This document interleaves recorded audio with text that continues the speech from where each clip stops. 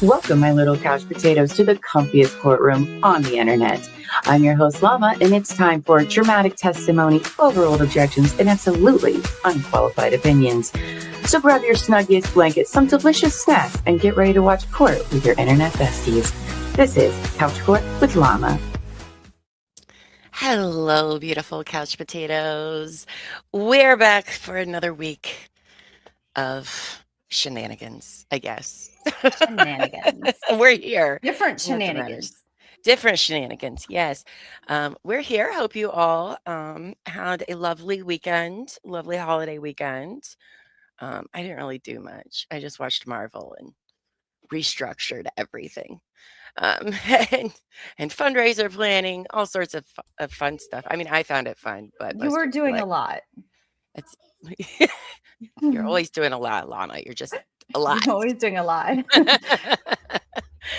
But it was nice. It rained so much this weekend. It was crazy. But anyway, hope everyone's doing well. Hello, Eljo. Good morning to you. Liz, roasting over in Ireland, sunbathing in your garden. Get it, girl. Love that for you.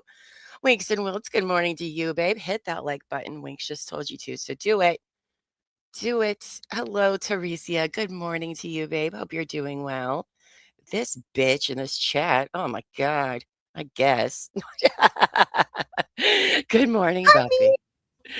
Good morning, babes. So happy you're going to join us today. Hi, Skybell. Good morning to you. Look at all you guys coming in. Make room on the couch. Sitches. Sitches is here. And Wallace. Say Cheese says, watching David Neal's video from this morning. Yes. And I heard he talks about the fundraiser. I don't know how I'm going to do this fundraiser because that's just going to be me the entire time on that Saturday for 12 hours. I can't talk to any of these people. No, I'll have to go listen to it after I'm done here today because didn't wake up till 9:15. Yo, hello, Stringer Bell, Bill Marie, and Jen Adams. Good morning to you guys. I am the princess. Good morning to you. And Carmen, good morning. Carmen, not Electra. I love that. Good morning. Hope you're doing well. And yay, Coco. Coo. I always do that. I always want to say Coco. Sorry. I do too. I know. I'm sorry. Sorry, Yaku. We're going to require it. You've already entered the subscribers contract, so sorry. I don't make the rules except for all of them. No thanks, MK. Good morning to you. Toadette, good morning.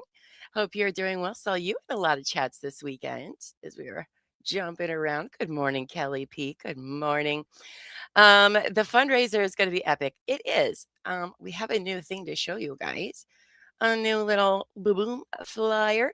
We have secured the date over the weekend. It will be Saturday, June 13th from 12 p.m. to 12 a.m. Eastern time. So mark your calendars. Tell everybody you're busy because it is going to be amazing.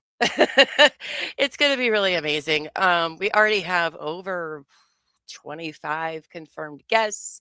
We're now in the scheduling phase of who's going to come on when, because that's a lot of people to wrangle in 12 hours, plus more. There's more that haven't confirmed yet, but most likely will be, hopefully. So we're going to do a lot of small panels. We do have some activities. You guys, we're going to do an auction. All right, a live auction. So you have to be there. And some of the items, I think they should just give them to me, but it's okay. Fine. I'll let you guys bid on them. It's fine. So make sure you're saving up some money because some of those auction items, man, they're good. They're so, so good. So I can't wait for that. If you're a creator who maybe check your emails first and foremost, because I emailed a lot of people and I don't know if they're like me and they don't check their emails. A lot of the other ones are more social media than email, but I don't have social media. Either way, if you're interested in this, please send me an email at Tara, T-A-R-A. Did you forget how to spell your name? I forget what I was even doing. I'm trying to find this damn banner. There we go. I know how to spell my 4-letter name. You can email me at Tara, Tara, at tcwtmedia.com or Winks. If you want to join one of the panels or maybe you have something you want to donate, and you don't have to be a content creator to join. We have some non-content creators. They're more behind the scenes, if you will. Some big names. I can't wait to talk to them. Some surprises. I have one person that's coming that I'm so excited. I'm so excited. She's going to make an appearance. So you can reach out to us at any time. We've got room for everybody. So even if you're in like a different field, right? Like, I don't know, psychology, victim's advocate, a lawyer, just come message me and we'll work it out. So like I said, Saturday, June 13th, be there because it's going to be awesome. Also, while we're in the land of Mike Marraccini, we have the QR code up there that leads to his GoFundMe. Link in the description and pinned to the chat. So you can donate today. Trust me, you can donate today and you can donate a few weeks from now. Anything will help. Now, we're going to pivot, okay? Sorry, I have barely had any of my coffee. My mouth is very dry this morning. I know. I've had so little coffee, I forgot how to spell my name. That's the Olsen twins' 40th birthday? Oh, well, no shit.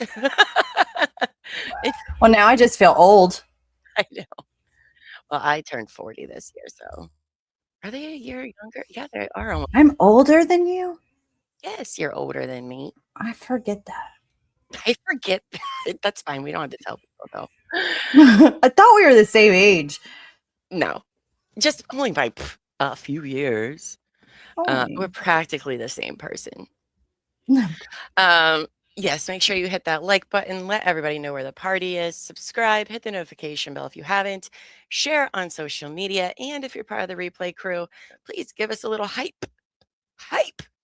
And that helps our video get into the super confusing algorithm. Okay.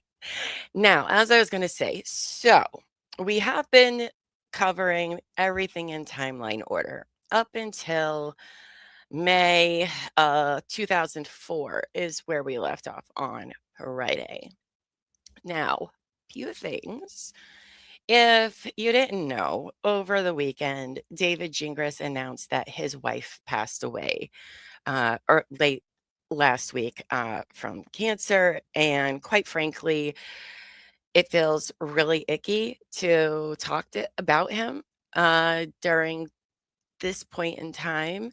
I don't really like punching down and I don't like kicking somebody when they're down. And there is no way we can move forward with where we are in the OMB Eckerd timeline because he's very involved. And yes, I understand this stuff happened a few years ago and I get it. But respectively, listen, he shouldn't be worried about people talking shit about him on the internet for the next few weeks, regardless, right?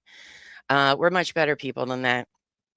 And so there's no way for us to move forward with that at this time. So what we decided to do instead is we're going to pivot to go back to the future. And we're going to cover Mike Marraccini from 2025. All right. So we're going to jump about a year, a year and some change into the future. And we're going to cover the DVRO renewal that Laura puts out against Mike in July. What's the date? July 10th, July 9th, 2025. So I've broken it down enough to where we're going to get in all of the important stuff that you guys need to know before the fundraiser, because I think this is actually really great, right? For us to tell everyone why this is still happening, why this is still important, because it is still happening in our current timeline. She is still going after Mike. So this will help everyone be caught up before the fundraiser, because we've only covered the beginning with Mike. So 2018 is when she first filed the DVRO against Mike, and we covered that. And we covered 2020, where she renews the DVRO, and she gets granted a 5-year one, hence why she's renewing it again. So we're going to be doing that. Now, this isn't the whole everything that happens in 2025. Some I cut out because it involved David. So I was like, well, we'll just save that for later. There's a lot of stuff going on that when we get back to our timeline coverage, we'll still have lots of talk about when we get to this 2025 nonsense, because there's a lot going on at this point in the 2025 timeline, right? She has 7 felony charges. She has a bankruptcy. She starts this DVRO with Mike. Like, there's lots of blogs by everybody. There's a lot going on in this time period, but we're just going to focus on a lot of the court documents so everybody can be caught up by the time the fundraiser happens. And then you all will be like, let's just give this man all of the money, because this is insane that she still is able to do this to him. So that is what we'll be doing. It is very sad. She was young. She's beautiful. He wrote a blog post about it. I'm not going to read it. You can go read it on your own. It's just, it's just not great. So respectfully, we're good people too. And we're just going to pivot. Yes, with the little couch. I love that. No, thanks. Okay. So today, and I'm going to be live every morning at 10 this week, but Wednesday and Thursday I have hard outs. So it'll be for a short period of time, but it's so that way we can fit in everything before the fundraiser. Because I planned it like a crazy person for 9 hours yesterday. But I made it work, didn't I, Buffy? Buffy was like, she did it. I couldn't believe it. I was like, how did you make that all fit? She's magnificent. She's magic. Especially with your history of making everything a 20-part series. So that's a huge feat for you. That's true. That's true. So we're going to start with today. As I said, where's my damn, maybe if you were on the right one, Mama. Oh, I am. Okay. It's May still. Sorry. We're going to start with Laura's DVRO renewal request that she files on 7/9/2025. And in it are her 3 declarations from all of the years. So that's what we're going to use to kind of bring everyone back to speed, because it feels like a million years since we talked about Mike, because Mike was like the first one we covered 4 months ago. We were so young and naive, Buffy. So young. We had our wits about us. It feels like 100 years ago. Right? I'm like, so that'll bring us up to speed. And another reason why I wanted to read each of them is because I'm interested to see what, if any, parts of her story grow throughout the years. I don't know. I have not reread them since we read them. So it'll be nice. Oh, thank you, Sheeps. Sheeps says, good morning. Countdown to the MM fundraiser. Yes, sir. Yes, ma'am, sir. Yes, Sheeps, it is. Heard Dave Neal mention it on his podcast this morning. I know. It's all really happening. And then future Llama is going to be like, that fucking bitch past Llama with her stupid ideas. What is she thinking? Just kidding. It'll be really excited. So let's see. Okay, so pull up this DVRO request. Oh, and tonight for all of our members, a lot of you are new members, so I don't even know if you know this, but once a month we do a monthly membership appreciation stream. That is tonight at 7 p.m. Eastern. We do giveaways. We let you know what comes up, so be sure to check it out, and you might win something awesome. So mark your calendars for tonight. I forgot I was doing that tonight and the next 2 nights. I have a very busy week, I just realized. That's okay. All right, so share this tab. Here we go. All right, so the first several pages of this is just her form. It's not overly interesting. We've seen these before. Remember, this does take place in California instead of Arizona. So Clayton and Greg, Arizona, Mike, some other people are in California. And I can't believe because of everything we've covered so far that she decided to pursue this again for somebody who lives a whole last state away, quite far away from Scottsdale. I don't know how many miles it is, but it is several hundred miles. So I think that's kind of crazy, first and foremost. I think didn't she decide to go after it again because he showed up at the trial? Yes. That was one of the. Yeah. Okay. So that He was that like, is I'll show you. Yeah. Which we're not going to get it too far into what all happens at Clayton and her trial, because we will catch back up to that in a few weeks. But basically, where we ended on Eckerd was David wanting none of the exes to be witnesses. Didn't want Mike, didn't want Greg, didn't want John Doe. He was like, strike it. I don't want any of it. It's not good. It's not good for my clients, you guys. So this is kind of a nice segue.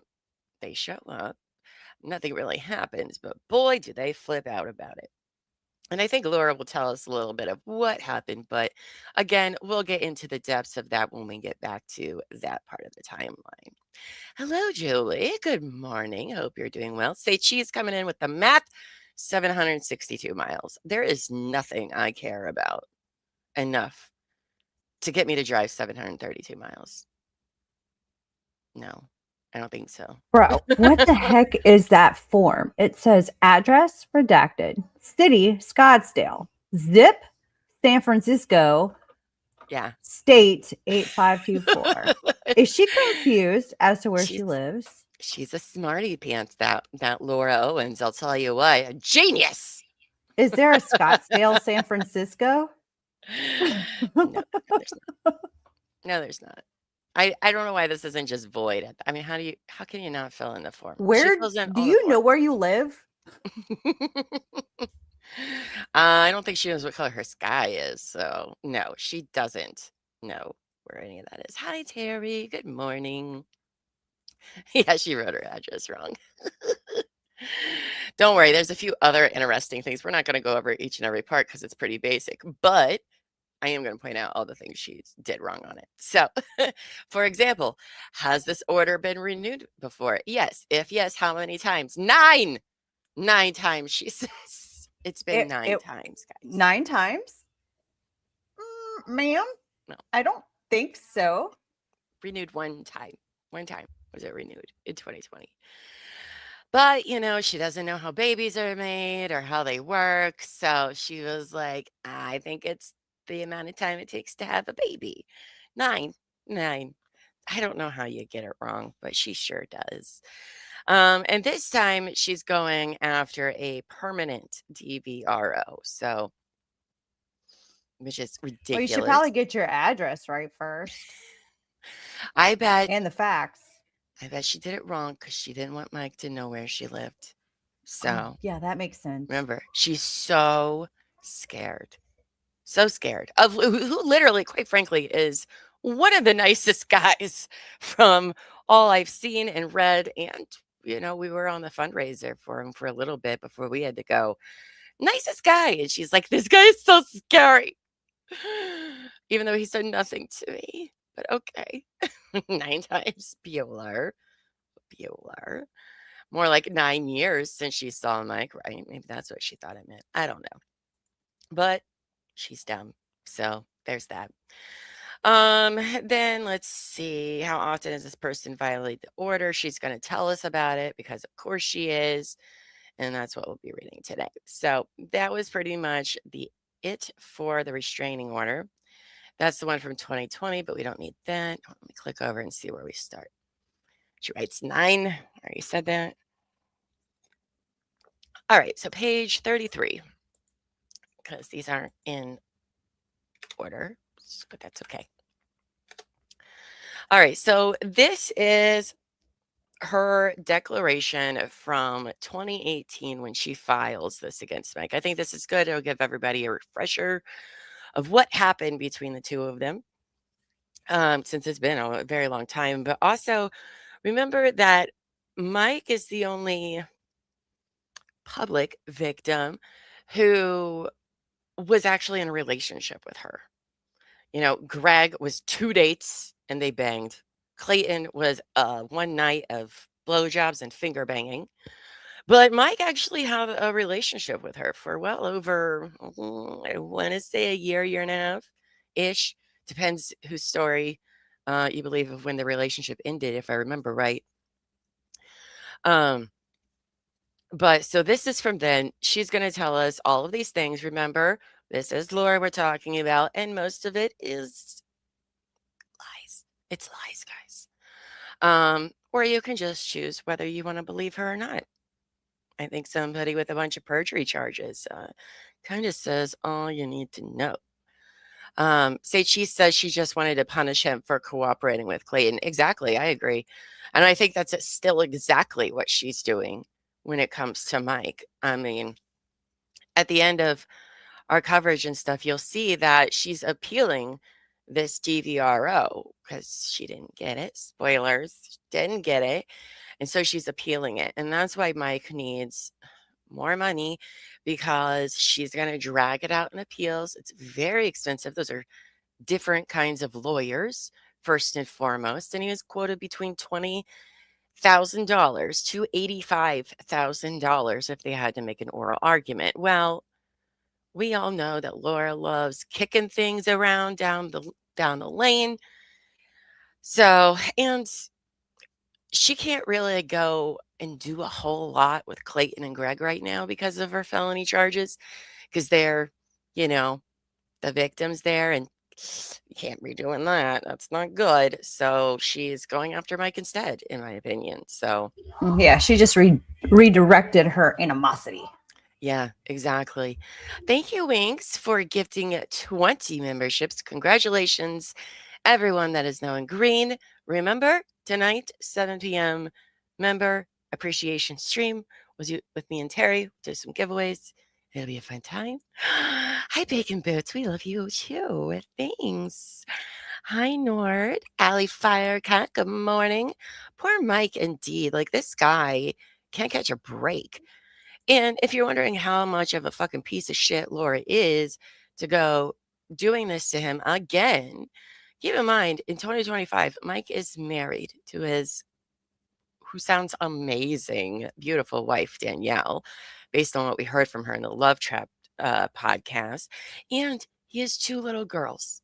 All right. So all of this bullshit of Laura being like, I'm still so scared, I still need this, and costing him a bunch of money is taking money away from the children, in my eyes, to fight her fucking bullshit. And that's gross, Laura. That's gross. Think of the children. It's really gross. It's really gross. They're a young family, Savage walked right in on that blowjobs and finger banging. Good morning, I guess. Good morning. Savage. But yeah, it's disgusting for her to continue to do this.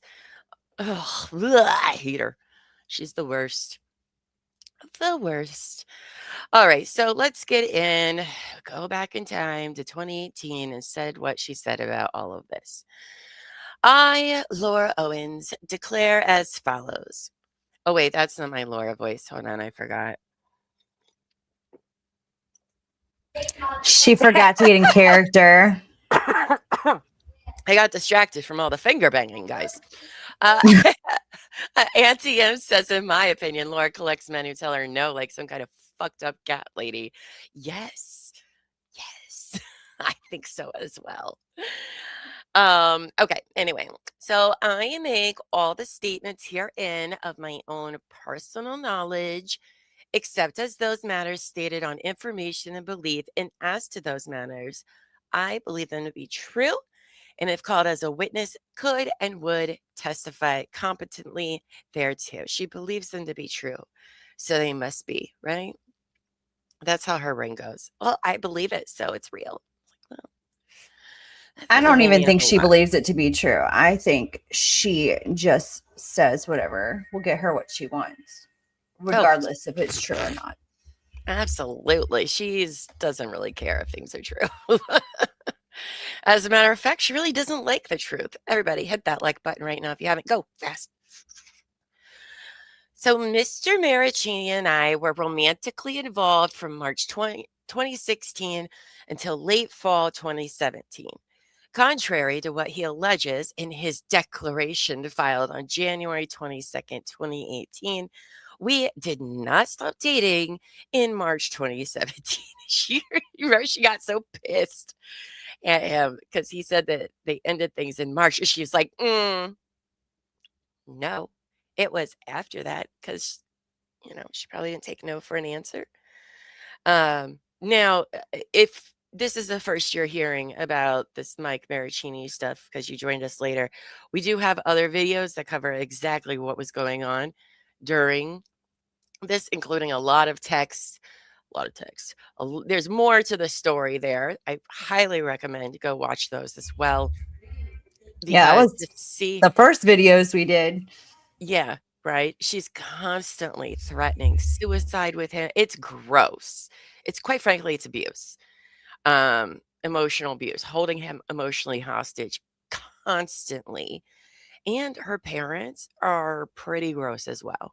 Because remember, they're like, just fix it, Mike. Just talk to her. Just make it feel better so she doesn't hurt. They could give two fucks.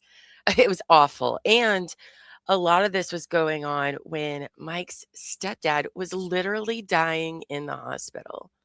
And she was pulling a whole bunch of sick shit on him. It was awful. It was awful. So if you haven't seen those, go watch those later and more will make sense. So I met Mr. Marraccini in March 2016 through The League, a dating app for professionals that match people together based on their LinkedIn and Facebook profiles. His profile said that he was in real estate development. Yeah, in case you're wondering, she does have a type. Yep. And Yeah, he she went. seems to seek out professionals. Is that's weird, right? I Like know, right? she's like looking for a certain type of Hi, text packet.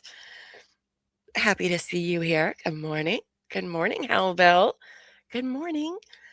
Yeah, she certainly has a type. You'll notice a lot of parallels. Remember, Mike, first-ish guy. We're gonna still call him first guy because other guy doesn't like to be talked about, which is fine.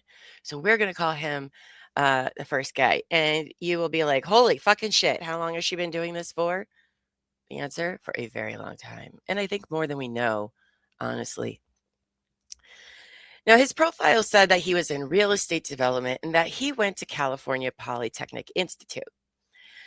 He asked me out to dinner and I accepted. Initially, Mr. Marraccini was very charming. In the early months of our relationship, we saw each other often and seemed to have a lot in common. Mr. Marraccini showed interest in my career. Hold for laughs, guys. I am the CEO of Quartet Farms, a company that buys and sells show horses. All right, now you can let out the laughs. It's fine.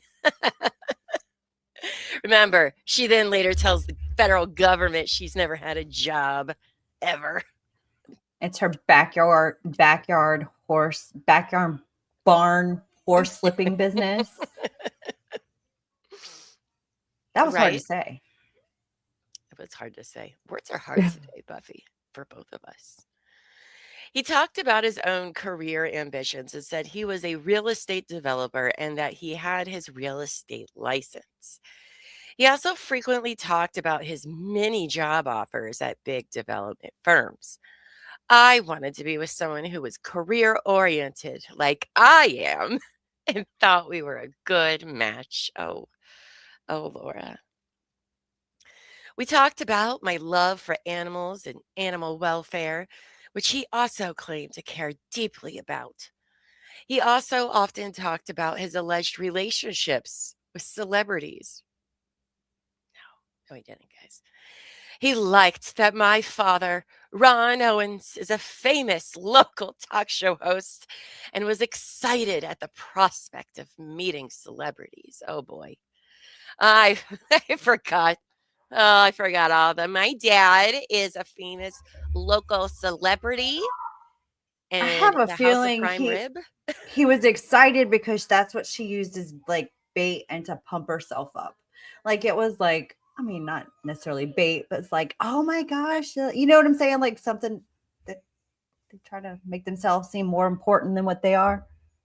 Right? Of course, you would be excited to meet celebrities. Who wouldn't? I don't know anybody that wouldn't. Right? If someone's like, oh yeah, like my dad knows so and so, I'd be like, what? Okay, that's cool. I don't think that's weird, but Laura takes everything and makes it way worse. I am the princess says, how long has she been doing this? Only her entire fucking life. Yeah, right? Entire life. This is what she's been doing. Okay, so where are we? Okay. God, I forgot about how annoying she is. In or around late May or early June 2016, I was asleep when I was suddenly struck in the face by Mr. Marraccini. No, I don't know exactly how he hit me. I think either his elbow or fist hit me near my eye. I can't say for sure, but I believe he may have been asleep and involuntarily hit me somehow. Oh God, I forgot. Oh God, I forgot all about Yeah. how You ridiculous know, this is. how is that? Okay, if it's an accident, which you're admitting it could be an involuntary hit me, why is that even included in your DVRO? Like that doesn't even make sense. You're admitting that it was an accident. Make it make sense. I think she's saying, listen, he is such an abusive piece of shit. He's even like that when he's sleeping. He does That's it how in his scary he is. dreams. Yeah. Like he's Freddy Krueger or something. Look, Look my how bad husband he is. has street fights in his dreams. I always ask him, I'm like, sir, who were you fighting last night? Because like you was, I don't know. Right? Like who hasn't been hit in sleeping next to somebody I else? I know have. it was I him. have. I'm like, El- sorry. Elbow Feet is a thrasher. He's like all over Oh, the fucking place all the time. like I said, my husband's fighting somebody in his dreams. I don't know what happened. I was like, But I it's mean, like serious. that's She's ridiculous. serious, That's Buffy. ridiculous. No, this is not serious. This is She's not not even serious. safe. She sleeps. It's so scary. This is her trying to think up shit to pad the order. I'm sorry. That's Absolutely. horse crap.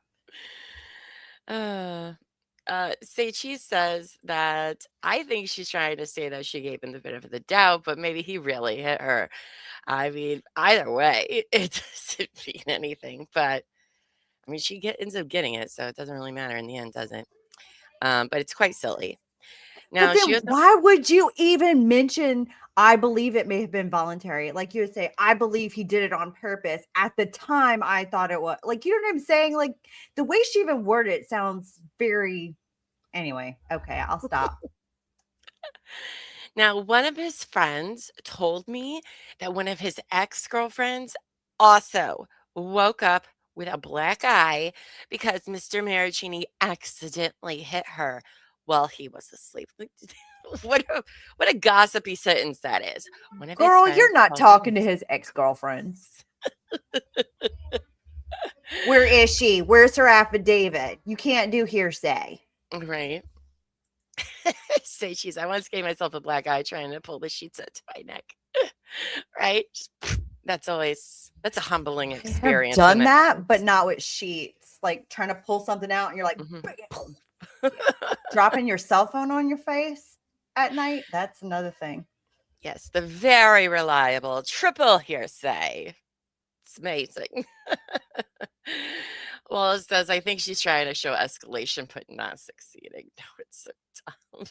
I don't even think, okay, hitting somebody in their sleep is not escalation. That's just straight to the point. Like they can't even defend themselves. That's not even escalation. That's just like, damn. Well, you're an asshole even while you're sleeping. Which, yes, What I did am. I say, Savage? What did I say?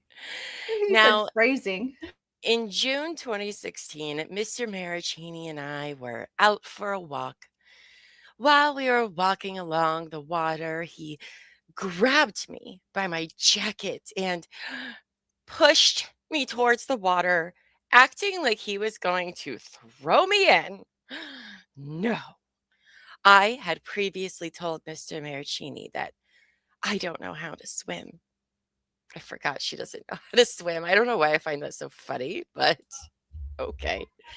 Later during the walk, we were passing by a shrub when Mr. Marraccini used one of his hands to shove me into it. He did these things as jokes, but they felt somewhat aggressive.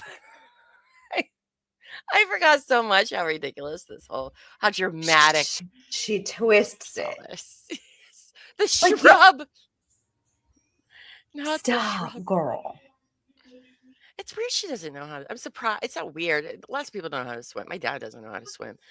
Lots of people don't know how to swim.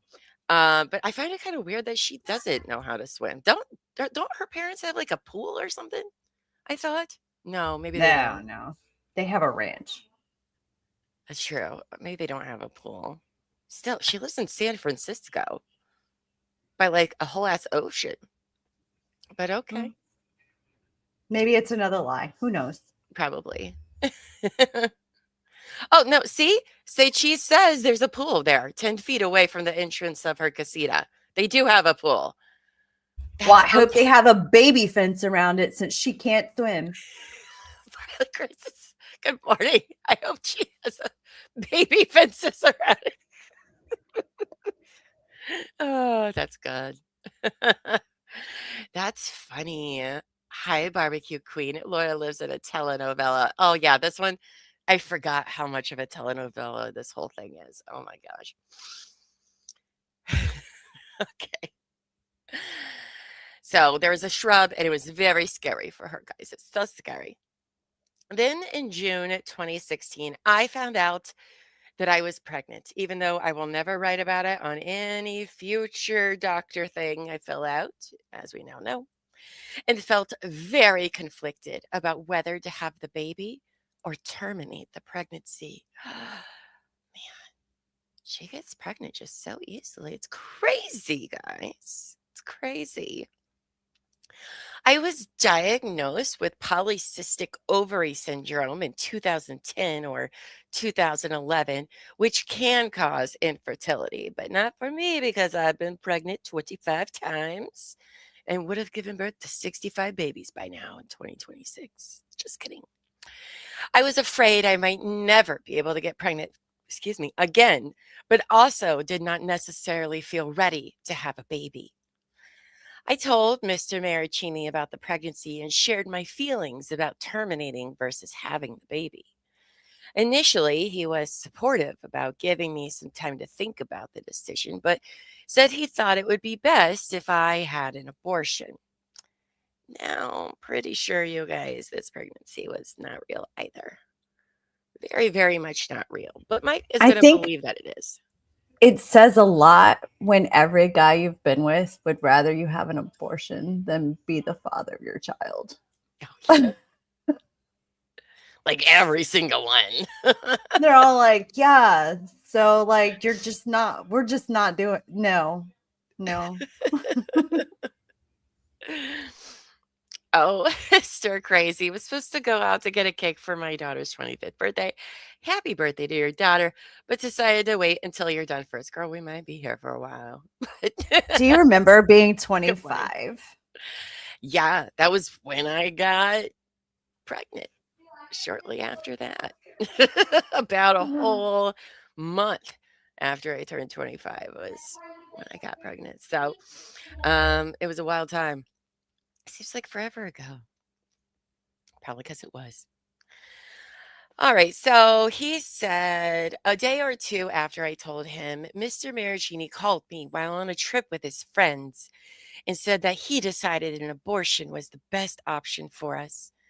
When he came back from the trip, he told me that if I had the baby, he would never want to meet the baby or be a part of his or her life, and now he would hate me for going through with the pregnancy. Man, that sounds eerily similar, doesn't it? Legit what Clayton said. Like verbatim. Oh, wow. Wild. Or is she conflating the two? Because it sounds so similar. Right. And this is what, 2018? His is in 2020. 6 years, guys. 5-6 years. Same situation, same response. It's saying a lot, Laura. It's saying a lot. Oh, thank you, Belleville says, I love your dramatic readings. Thank you. Identical. Now, when he came back from his trip, he told me that if I had the baby, oh, I already read that part. I'm sorry. He's going to hate her forever. He still does. So it's fine. I don't know if he does. That was me speaking for him. But I'm sure he doesn't like her. But hate's a strong word. He said that if I had the abortion, it would prove to him that I was the type of girl he wanted to be with and would show him how much I valued our relationship. That doesn't make any sense, but okay. He said he wanted a future together and could see us having kids down the road, but that he wasn't ready to be a father yet. He promised to be there and support me after the abortion. Uh-oh, promises are being made. We know this is very dangerous territory for Laura. But Greg, hacker liar Greg, who broke all of his promises. For that, she's so hell-bent on promises. Like, she takes them way too seriously.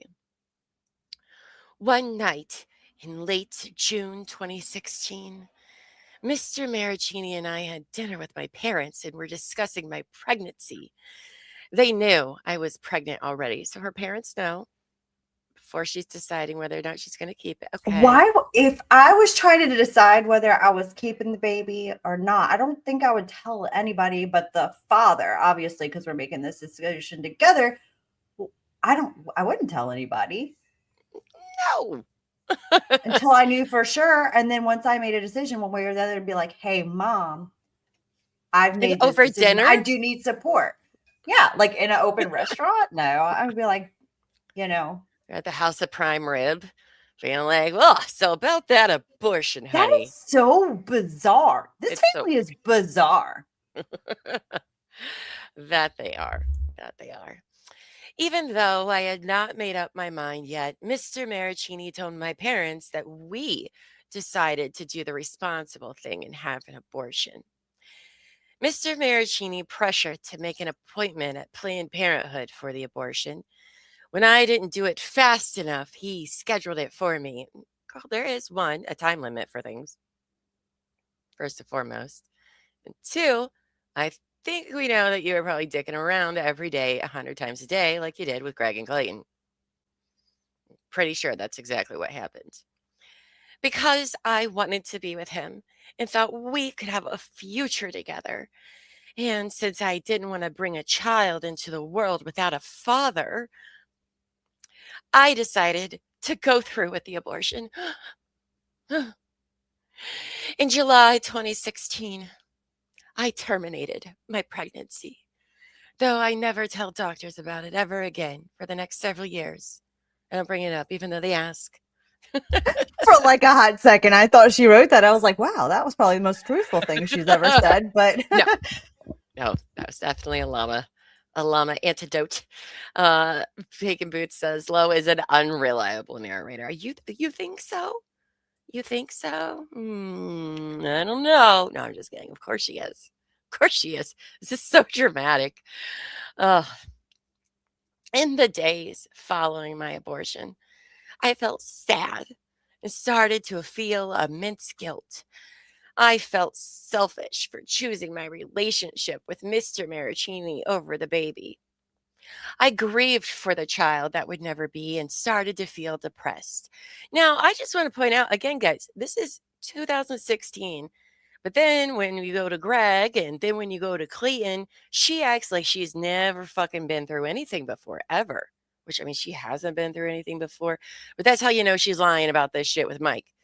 Because you have been through it before. You're not going to forget how things work. at all. If you were this tore up about the decision, then I don't think you'd be saying literally the same exact things to Greg a few years later. But Also, if she's had an abortion, how did she not know that the pills go in her vagina? exactly. I didn't know the pills are supposed to go in my vagina, Greg. That's what I'm saying. Like, kind of revisiting this after having all the knowledge we have now.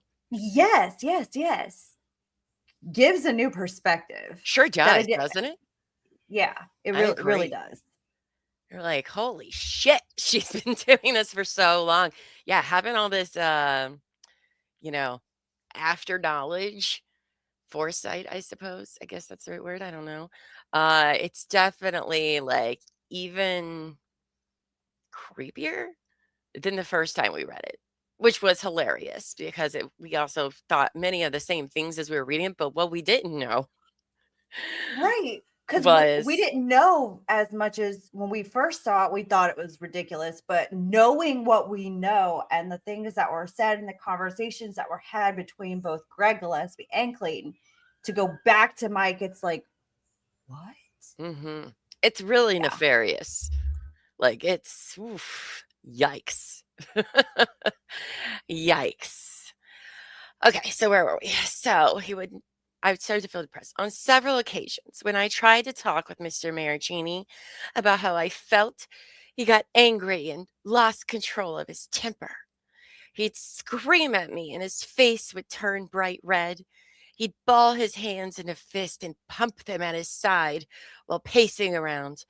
I was afraid of this side of him, which I hadn't seen before. Oh my God, please. Ridiculous. I highly doubt that is anywhere close of all the guys, quite frankly. All the guys are very nice guys. I don't think any of them are bad too. They all handled it way fucking better than I would have. She probably would have been able to get like 15 DVROs on me if somebody was doing this to me. But they're all handle it very well. What are you doing? Are you getting what's that, Kita? You just got a hiccup or something there? Okay, you're fine. Sorry. I wasn't sure if Kita was going to throw up or something. She's fine. She got too excited drinking water. She does that sometimes. But he really, when you read all the texts from back then, like he is patient as shit. All right. We thought Clayton was patient. Oh my God. This guy. Crazy. But that's what she does. She finds the nicest people on purpose. After 1 week after the abortion, Mr. Marraccini got mad when I told him I felt guilty about. Oh, I already read that again. Sorry, guys. I should highlight things where I stopped. I felt betrayed since he promised to be there for me throughout the healing process. When I told him this, his response was, I would have said anything to get you to abort. Between July and November 2016, things between Mr. Marraccini and I were rocky. I continued to struggle with feelings of sadness due to the abortion.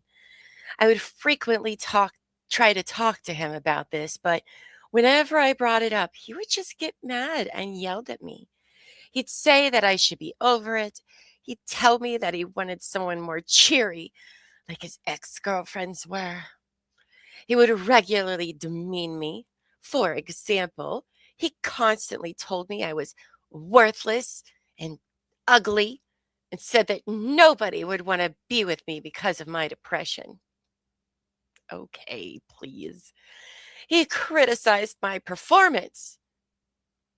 Okay. It said that he was just stating the facts by telling me I was bad at my job. Performance? I would say, what performance? Right? The acting? Very confused. The fake crying? He said I wasn't a good actor. Or is it like, the intimate performance? Maybe. Right? Right. Violet says this is relationship stuff, not legal problems. Right. But as you're gonna see, She needs a therapist, not a judge. She needs a team of behavioral health panel. That's what she needs. Whole team of them. He started calling me crazy and telling me that I was mentally ill. What? Mm. He'd tell me that I was bipolar and needed to be medicated. I don't think she is bipolar. I had never been depressed before having an abortion.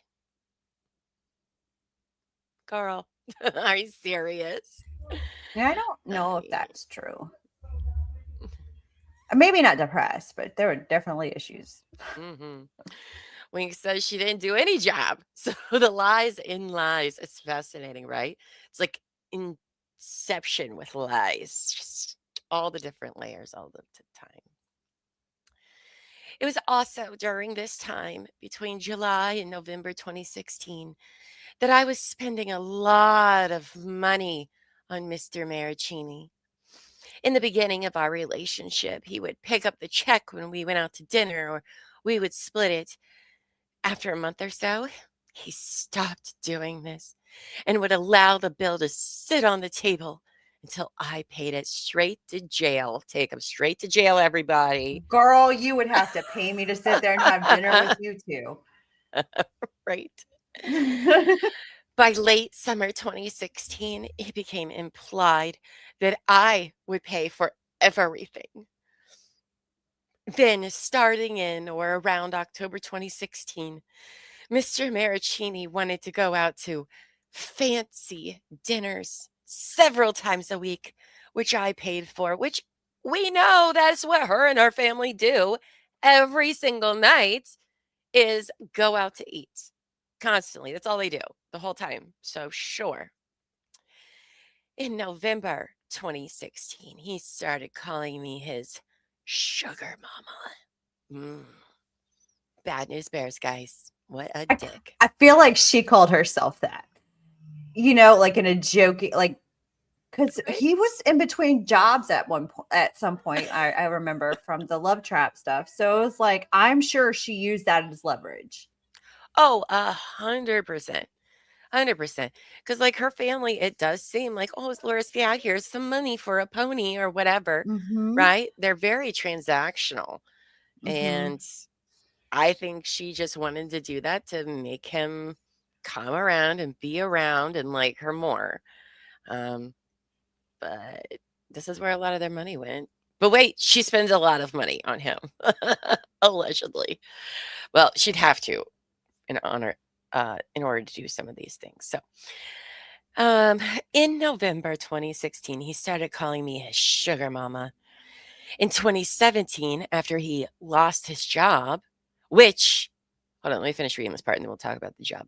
He started asking me to pay for his rent, which I did on a couple of occasions.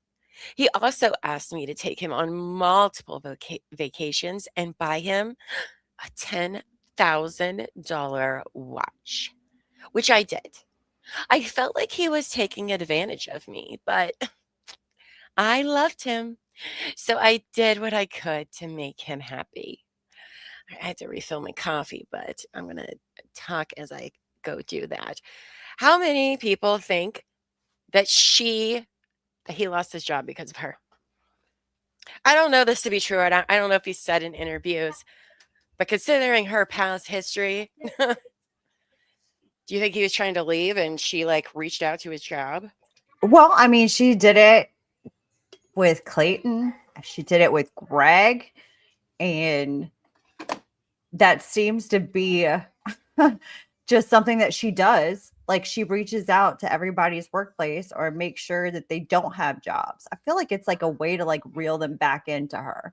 Oh, 100%. Make them like super Dependent like on her. I don't know, man. I don't know. She's so deep. It's so devious. Yes, it is. Wallace says, oh, this boils my blood as someone whose ex was actually financially abusive, right? I think you're right. She does think this qualifies as financial abuse, but it's like, you didn't have to spend any of this money, girl. But that's what I'm saying. Like $10,000 watch. I mean, you did, is that not, that's not the same to me. That's not the same thing as financially abusive, It's right? not. That's like, Oh, you can't do, like, I pay for this house, I pay for this food, I'm not giving you any money, I control what you can spend. But she has the money, and if she chooses to go out and buy it, they're not even married. right. Like, Or it's live not like together. it's not like they have joint financial interests. Like, how is this a Mhm. financially abusive situation? You have all the control. Right. I mean, I don't know any dick that's worth a $10,000 watch. Okay, I ain't buying nobody a $10,000 watch. Get out of here. When he said, didn't someone say Mike said the watch was fake? I mean, it probably was, Well, but he didn't was they get it trying into to buying? buy, I don't know, he was trying to buy her, she was trying to buy his love. I think that's what Mhm. it is. I think that's the only thing she knows how to, that was like her, Absolutely. when she realized that didn't work, she had to go through other means. Agree. Her story just escalates. Oh, it Why did. don't you love me? I'll buy you this. I'll do this for you. With the next guy, it's like, you know what? Fuck it. I'll burn the whole shit down. Right? In my opinion, allegedly. So everyone, that hasn't listened to the Mike story, but was with us for Clayton or Greg, she sent them like, let's just date for a week. Let's do a contract. Let's just give me some time. I'm the best girl. Mike gives her his time. And this is what they would have had to look forward to is constant, oh, we're done, but I'm going to get you back in all the ways I can. And so on and so on. So I really wanted our relationship to work, but I felt like Mr. Marraccini did not like me and didn't want to be with me. Yeah, girl, obviously. When I would ask him if he wanted to break up, he said that he did not and would tell me he really cared about me and thought we could work through our issues. This happened multiple times throughout our relationship. Oh my God, my nose is so itchy right now. It's weird.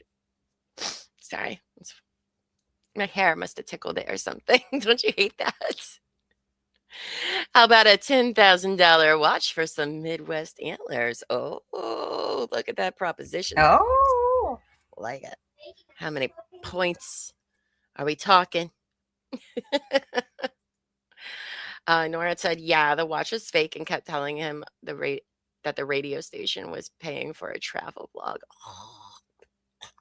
Hi, Jupiter. Good morning. Hope you're doing great. Okay. So, where were we? He didn't care about me. I didn't know what to do. I felt like he wanted to continue dating me for the money and connections that my father's local fame provided, but that he didn't care for me. So walk away, girl. Like, this is one of those scenarios that is like, then why are you around? Because you liked him? Like, okay, and get it. I'd say she has bad taste, but none of these dudes actually ever did anything she accused them of doing. But like, let's say they had, then it's kind of on you at this point, girl. You could have just walked away. But okay. Now, in November 2016, Mr. Marraccini and I went to a Tony Robbins conference, which he asked me to pay for. Mm. He said the conference would help our relationship by helping me to get over the abortion just in time for Tony Robbins Buffy. He was struggling at work and told me this conference would help give him more direction to find out what he really wanted to do, which he said would make him a better partner. Oh, this Tony Robbins just making dreams come true. Yikes. During the conference, Mr. Marraccini emotionally and verbally abused me, often in front of other people. For example, journaling. Oh, this fucking bitch, she's crazy. For example, journaling and sharing within a group was an important part of the conference. Every time I shared with the group what I had written, Mr. Marraccini laughed at me, made fun of me, and put me down in front of everyone else. Oh my gosh. She must fucking hate us. That's all I gotta say. That's what we do every day, though, Laura. Right? I was in tears throughout the conference because of his beratement. Once, when I was crying, one of the people who worked for the Tony Robbins Corporation approached me and asked if I was okay. They told me they had overheard Mr. Marraccini putting me down and asked if I wanted to break up with him publicly on stage. This happens a lot. I know. I felt ashamed and said, no. That sounds so made up. There's no way that happened. No way. I mean, she had whenever the nurse, said with Greg, like, he's being mean to you, blah blah blah, and like she has a lot of people that overhear stuff and step in, which I don't know. Have you ever heard of the bystander effect? Most people don't. Exactly. This is very similar to the airplane story. Don't worry, we'll get to hear about it soon. But it's like literally the same thing, except on a plane. So interesting. North says TR's entered the chat. Maybe it was because they weren't using enough lube. Watch your buttholes, guys. We're in Tony Robbins land now. I mean, I can't believe that they were like, yeah, let's go to this conference and it's going to fix everything. Guys, it doesn't. But okay. Maybe get some like actual therapy. I don't know. I don't really know much about. I was just about to say, I think maybe actual couples counseling, but no, she would have just learned how to manipulate him with that. Let me check. I did get it, Hellbill. I will read it after the show. Thank you. I'm glad you saw that the other day. I was like, hey, I didn't see anything, so I will check that afterwards. Thank you. So she's too ashamed. She's so ashamed of how Tony Robbins went. After the conference in late November or early December 2016, Mr. Marraccini and I took a break. He told me that it was unnatural for me not to be over the abortion and that he didn't want to be with someone who was depressed. He told me he would only be with me if I was medicated. No, babe, I think he's just saying, girl, go get some help, because at this point it has been, you need some help. All right. It's not normal. They say that if you've been depressed for so many weeks, go get help because you're in kind of a crisis. So, but interesting. Have any of these people ever came forward to confirm any of these stories? Savage says, it depends if you believe they actually wrote declarations or not. So it's hard to know what is real and what is not. Andy, I wonder if Laura ever had butt babies. The next one, just you wait. Butt babies everywhere. Bacon boots. Excuse me. It is totally different. It includes a napkin. That's something she would say too. No. They're not the same. They're not the same. The other one was a napkin, okay? Oh, yeah, no, I don't think so. All right, where were we? So they broke up. During this time, I sought treatment for the depression that Mr. Marraccini insisted I suffered from. A couple of weeks later, he asked me to dinner at my favorite restaurant, and we started seeing each other again. Mm-hmm. Also, I think this is when she was pulling all, I'm feeling suicidal in the text thing while his stepdad was in the hospital. I don't think his stepdad had passed yet, but he was very, they thought he was going to pass then. But I think he makes it till like the spring of 2017 or something like that. Either way, it's before Christmas. Shit's going down, and she's being a fucking little bitch in the text messages. It's crazy. So on December 9th, 2016. Oh, here she goes and says this. Never mind. Sorry. On December 9th, 2016, I felt suicidal and reached out to my parents for help. I was overwhelmed and felt bad about the abortion and Mr. Marraccini's hatred towards me. My parents contacted Mr. Marraccini and pleaded with him to be supportive and intervene. I did not want to talk with him and ignored his calls for several hours. It was so dramatic, you guys. My parents called the police and had them come check on me. The police took me to the ER where I was given IV fluids. I spoke with a psychologist and was released later that night after I had calmed down and no longer felt like I was a risk to myself.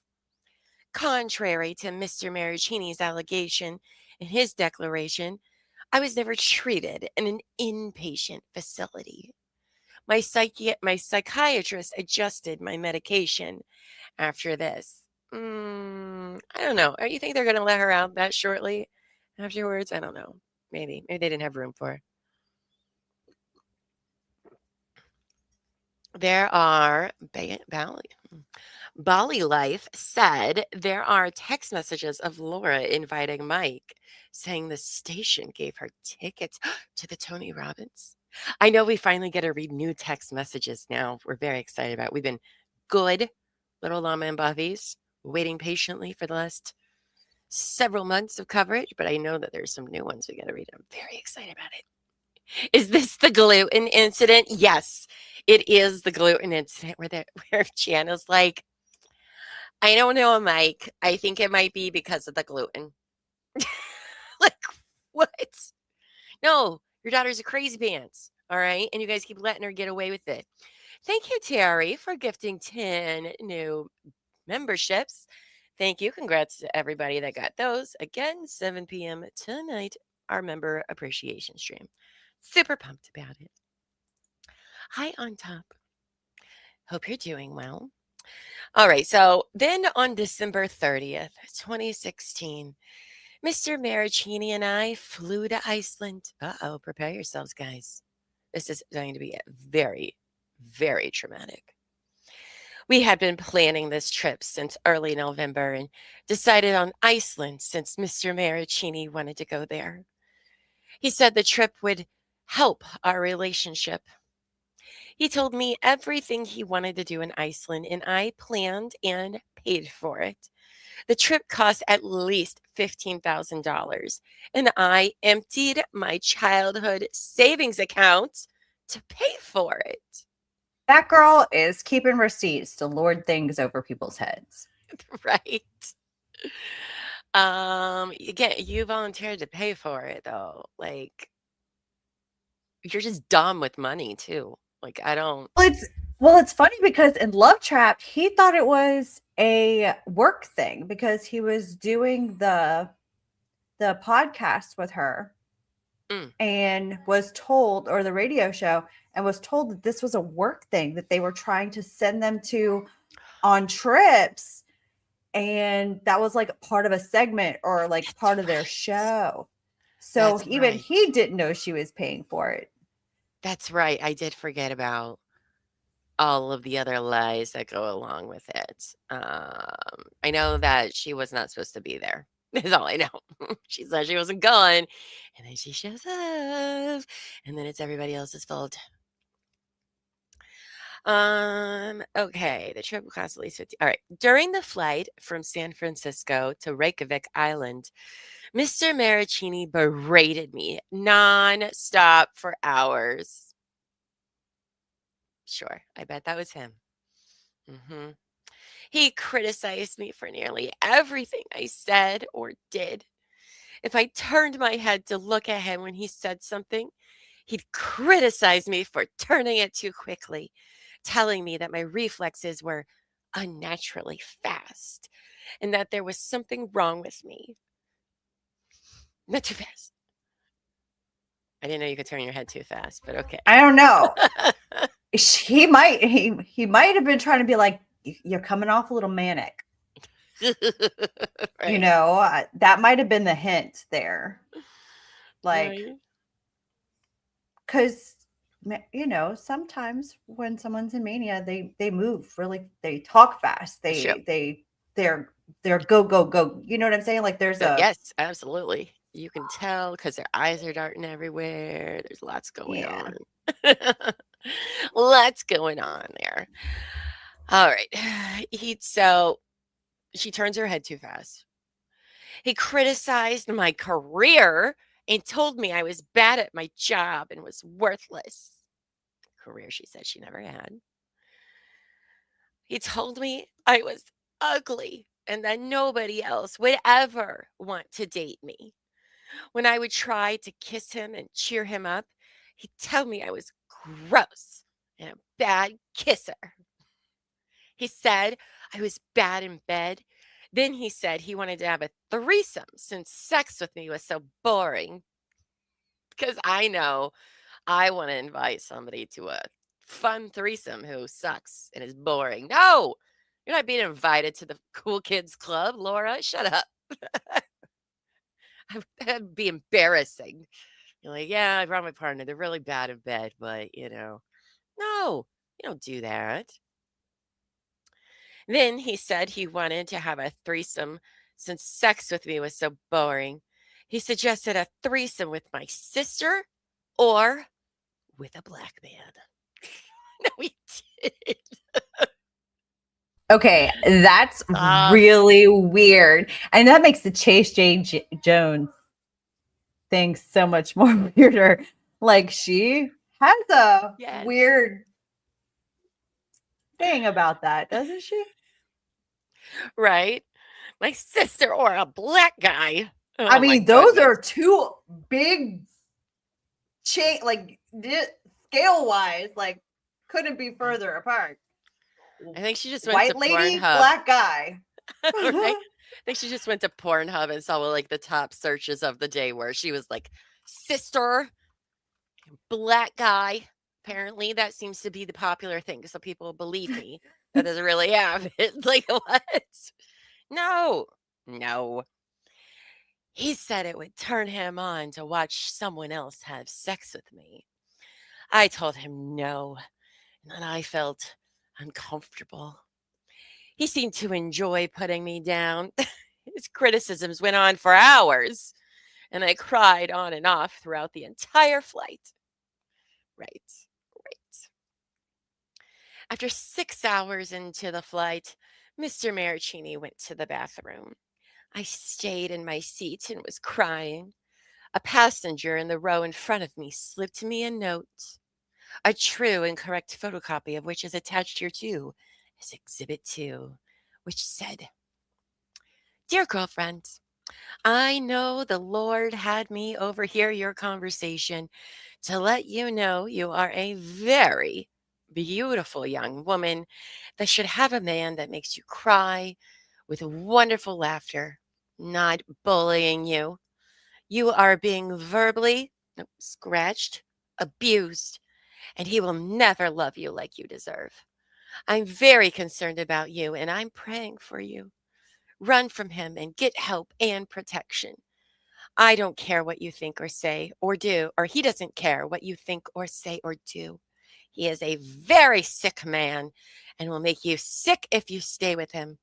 Please take this to heart and get help fast. Karen at her email address. I don't believe that's real. I don't believe it happened. At all. I'm gonna have to like meet this lady in person. Like even if she was on camera, I don't know. I'd be like, I need you to move because of AI and stuff. But I don't think so. Echoes. Hey, so this is when I had to play sexy jazz to get through all these readings. Dan Montana, hi. I don't know if you had listened to the rest of Megan Fox's fundraiser, but MM said that the crying Facebook video is how Lowe was talking on the red eye flight, causing a scene. Are you talking about the recent one they had? Because I did not catch the end of that, but I believe it. I very much believe she was being loud, trying to get everyone's attention on that plane. I just don't think sexual blackface. Yes. Bruce, if Laura switches in and out of her Chase J. Jones persona with her unnaturally fast reflexes and you're banging her, does that mean you're having a threesome with her and Chase J. Jones? Yes. While the napkin lady watches in the corner. Oh, this just got really awkward. Oh gosh. Yeah, I don't buy anything about this, but okay, girl. No. I was shocked when I read the note. For the first time, I started to realize that Mr. Marraccini was emotionally abusive, which is not something I wanted to acknowledge. You don't want to acknowledge any part of reality, girl, like ever.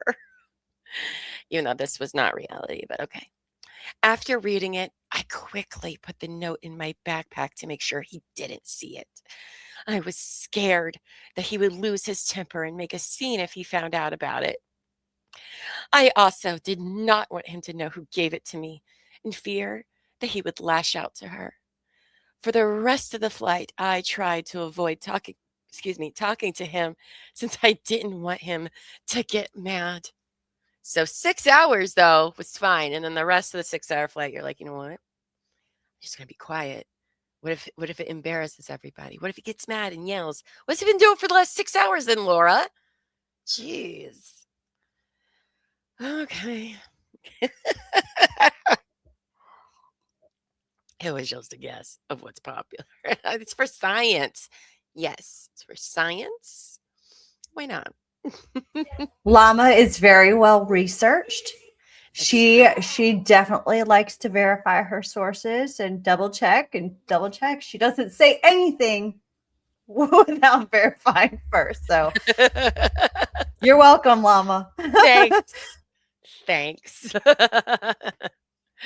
By the way, I do not have a sister, so just to clarify, none of that's happening over at Llama and Elbow Feeds, okay? Anyway, all right, now on to the physical abuse. Again, just a reminder, we are not making fun of the subjects themselves, all right? But Laura is a fucking liar who lies, and that's why we're poking fun at all of this. We wouldn't if this was real, but it's not, so we're gonna. It's just so we put that out there, and people are like, "You're a fucking asshole." I'm like, "Yeah, I am," but also not about this though. She's a liar who lies. So, in the middle of the first or second night of our Iceland trip, I was sound asleep when Mr. Marraccini woke me up by screaming at me. He was in a rage, the likes of which I had never before seen. He was furious at me for sending a photo of us in Iceland to a friend of mine via Snapchat, which got back to him via another friend. Okay. I didn't think I had done anything wrong and couldn't understand why he was so mad, but he just kept screaming at me. He said he didn't want people to know he went to Iceland with me since he told everyone he was going alone. He told me he was embarrassed to be seen with me. Throughout the trip, he didn't want me in any of his social media posts or photos. I wonder why. Laura, I wonder why. Then he told me that if I went along with what he wanted and was good on the trip, that maybe he would post photos of us together and tell people he was with me. He insulted me and put me down, repeatedly calling me a fucking psychopath and crazy. I wouldn't know why. I don't think he called her those things, but I mean, I wouldn't be mad if he did. no. No, not at all. As he was screaming at me, I pulled out the note from the WOW Airlines passenger. I told him he treated me so badly that even a total stranger was concerned for my well-being. But he didn't seem to care and just brushed it off. I had never seen him so enraged and was afraid he would snap and hurt me. I felt like he wasn't even treating me like a human being, and I cried myself to sleep that night. It's so stupid. When I woke up the next day on or around January 1st, 2017, Mr. Marraccini was in a totally different mood. He said he wanted to have a good trip and start things off differently. He started to kiss me. While we were making out, he used both of his hands to shove me into the headboard, causing my head to slam into it. He had never been rough with me like this before. Watch out, you guys. We're about to get a little bow chicka wow wow realm here. So if you're listening at work, hope you got those AirPods in. Otherwise, your coworkers are going to be like, what? Oh, I remember this. I think I was the one that read that part. You were. You were. I'll read it this time. I won't make you do it again because I was like, I was going to go get coffee, go to the bathroom, but I'll read it because I did have you read this last time and it's only fair. It's only fair. Let's see. Where were we? Okay. Then he started to have sex with me. As he was having sex with me, he put his right hand around my neck and strangled me. I was having trouble breathing and started gasping for air. When I did this, he asked me if I liked it. It was hard to talk, but I managed to say no. He strangled me until he climaxed. Then he got off of me. I felt shocked and deeply confused. My neck and throat were sore. I remember lying in bed and staring at the wall for a long time, trying to wrap my head around what he had just done to me. And Mr. Marraccini just went back to sleep. That didn't happen. Also, she just describes sexual encounters so weird. Like, we know she's had it, but how so? I'm like, has she though? Like, you couldn't have just watched a video and then described what was happening? I mean, I think she has. I think Greg even admitted that that they did, right? Like she they had actually had sex? sex with Greg. Oh, yeah. Yeah. They had sex, like, I think. So twice. she's had sex before. She's just Mhm. really, really bad at this. Worst fanfic ever. 0 out of 10. I agree. Bow, bow, jazz music. Hello, Anna Banana says, I've been preparing an extensive exhibit packet for small claims against a negligent landlord, and it just shocks me the emotion she is putting into this. Isn't it crazy? It's so dramatic. It's too much all the time, but okay. T Furious says someone read a lot of cheap Harlequin romance books as a kid. I think she read one and then was just like, yep, it's always like this. It's weird. Later that day, Mr. Marraccini wanted to have sex again. I wanted him to be affectionate and loving towards me and didn't think he would hurt me again since it had never happened before. While we were having sex, he told me to pick a number, and I said 40. Then he used his open hand to slap my butt really hard. I said, ouch, and told him that hurts. I couldn't help myself. Then he slapped my butt again. I told him to stop, but he kept going. He slapped me 40 times in a row and counted down from 40 each time he did this. This seems very time consuming. I would not I'd be like, all right, we've done 10. Are we done now? I've got things to do. This is definitely a scene from 50 Shades of Grey, right? Has to be. Has to be. Like, what? Do any of these books have twin pregnancies? I'm sure. Okay. He told me that the harder he hit me, the more it turned him on. After we finished having sex, my butt was stinging and was bright red. I felt ashamed that I had allowed somebody to do that to me. The next day, we talked about him slapping me, and I told him I didn't like it and that he hurt me. Again, what? I don't think this happened at all.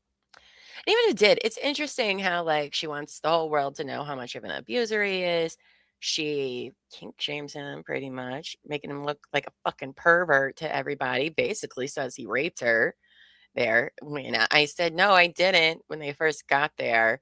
Like, just throwing all of the shit at the wall against this guy. And it's crazy. This is literally from the book. He first, can't even. I'm giggling and working, getting side eye. I told you, but make sure you have those AirPods in, or just be like, would you like to listen? Then they may never talk to you again. I don't know. That'd be a good They're thing. like, this is what you do? This is what you're listening to? Yes, that's how I'm so productive. Or non-productive. Just be like, the drama, you guys. You would not believe how crazy it goes. Throughout the rest of the trip, Mr. Marraccini wanted to have sex daily. Every time we had sex, he strangled me and hit my butt with his bare hand repeatedly. This happened between 12 and 15 times. Weird numbers, but okay. My butt was bruised and sore from him hitting me. I asked him to stop slapping me every time, but he just laughed. Given his temper, and since he is so much bigger than me, I felt like there was little I could do to fight back. There was also a part of me that deeply wanted to be with Mr. Marraccini and wanted him to be attracted to me and affectionate. So I tried to put up with it. When he continued to strangle me during sex, I told him he was hurting me and asked him why he did it. He said he wanted to be in complete control since it turned him on. He told me, I own you. And I told him I didn't like it and wasn't okay with it and asked him to stop. He apologized and promised not to strangle or slap me again, even though he didn't apparently listen the other 100 times. But I was convinced one of these times he'll mean it.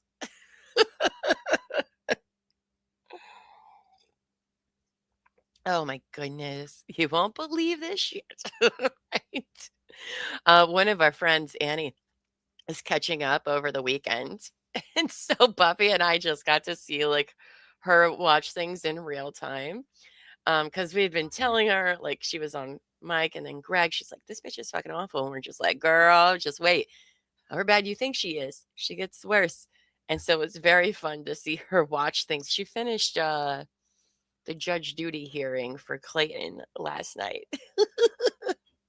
And Buffy and I all weekend, we're like, this is how people feel about us. And it's amazing. It is so funny to watch her reaction, especially since she gives us like the real-time updates, her like thoughts. It's like, and we're just like, keep watching. Oh, I don't buy anything she says either. Stir crazy. She claims to be totally she was just in love. She just wanted them to be together, Violet. I mean, come on, it's totally normal, right? I know, but she does love to be blameless. She fears the bosoms were heaving. The loins were throbbing. Minnie says, hey, Minnie. She says, even how scared she is of Mike, that Greg is the scariest of them all, right? It just is. It's crazy. Annie's reactions are hilarious. Hello, Millie. Hope you're doing well. Welcome in. Scoot over on the couch. Millie's here, everybody. Let's see. Okay, he said he wouldn't do it again. Throughout our trip, Mr. Marraccini continued to put me down and did things that felt like they were intended to hurt and manipulate me. For example, I am an animal lover, especially horses, which I ride for a living. And Mr. Marraccini has known this since we started dating. When we first got together, he also claimed to love animals. And during our trip, he ordered horse while we were out to dinner. This motherfucker. I was appalled and had the waiter cancel the order. On another occasion, he got mad and made fun of me because I refused to eat whale or puffin. Okay, so you're so controlling that you're controlling what he eats now? Yes. That's weird. If you're so against it, why would you even go to the restaurant that serves it? If you can be against it, but don't tell me what to eat. That's true too. That's true too. Okay. Also, I mean, again, you're paying for it anyway, according to her. So why not pick the restaurants that don't serve stuff that you don't agree with? I don't know. You're paying the bill. Anyway, I refuse to eat the whale or the puffin or the horse. He said I was boring and that if I didn't eat whale or puffin, he didn't want to be with me since it proved I wasn't open to trying new things.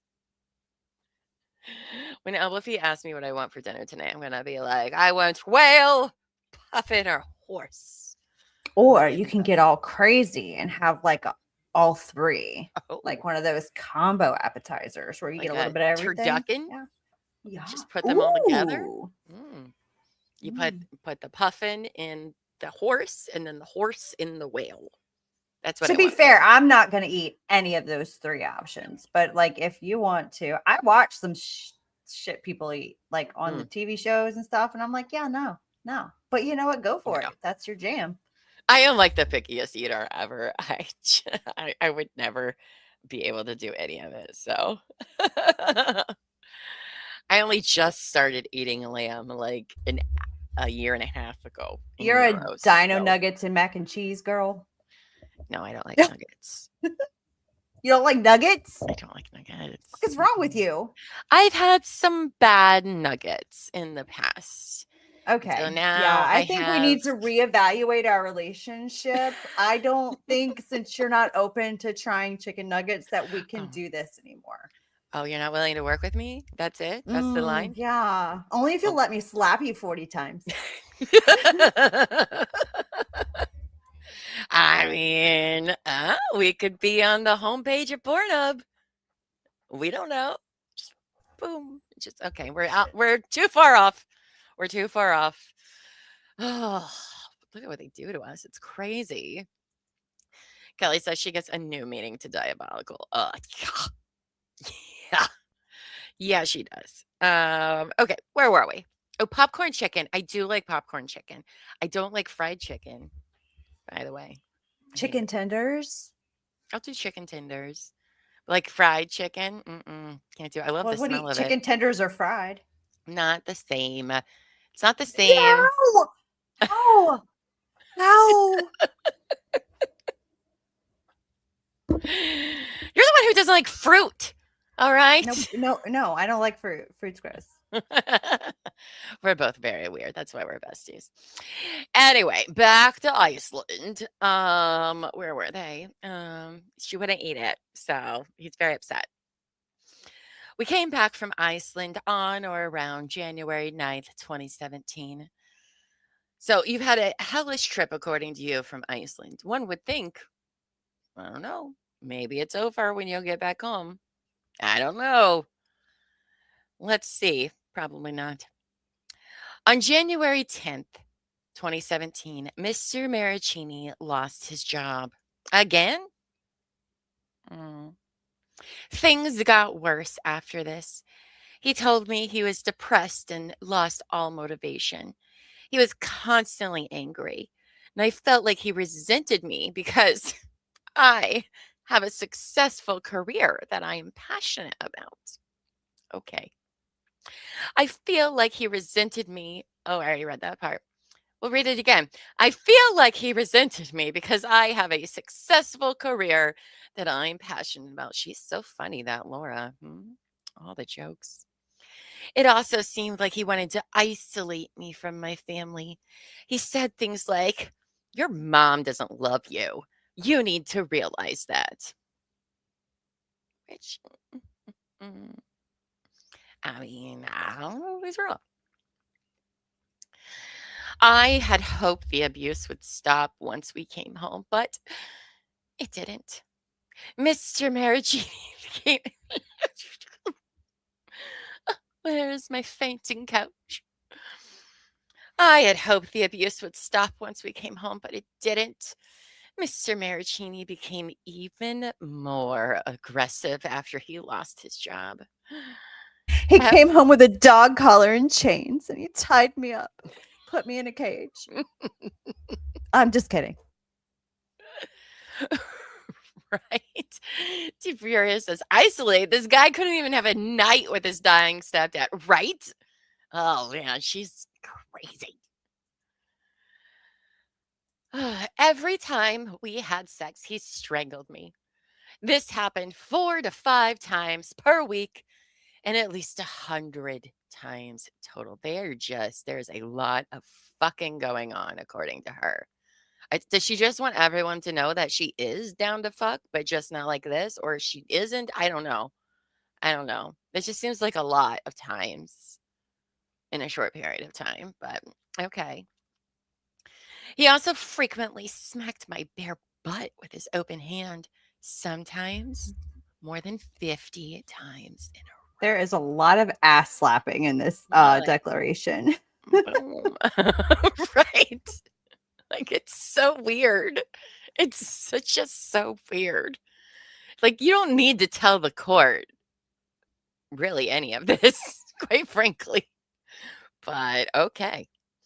Sometimes he would tell me to take an Ambien, a sleeping pill, which I had been recently prescribed before sex so that it would be easier for him to have his way with me. Girl, what? No. Mm-mm, mm-mm. Yes, because men really like, a corpse in the bed. Right. Yeah, I Right. hear that's a thing. I hear that's a no. It was on the don't think so. homepage of Pornhub that day. Can you blame? I mean, she has to go what's popular at the time. Just kidding. That's not what was happening.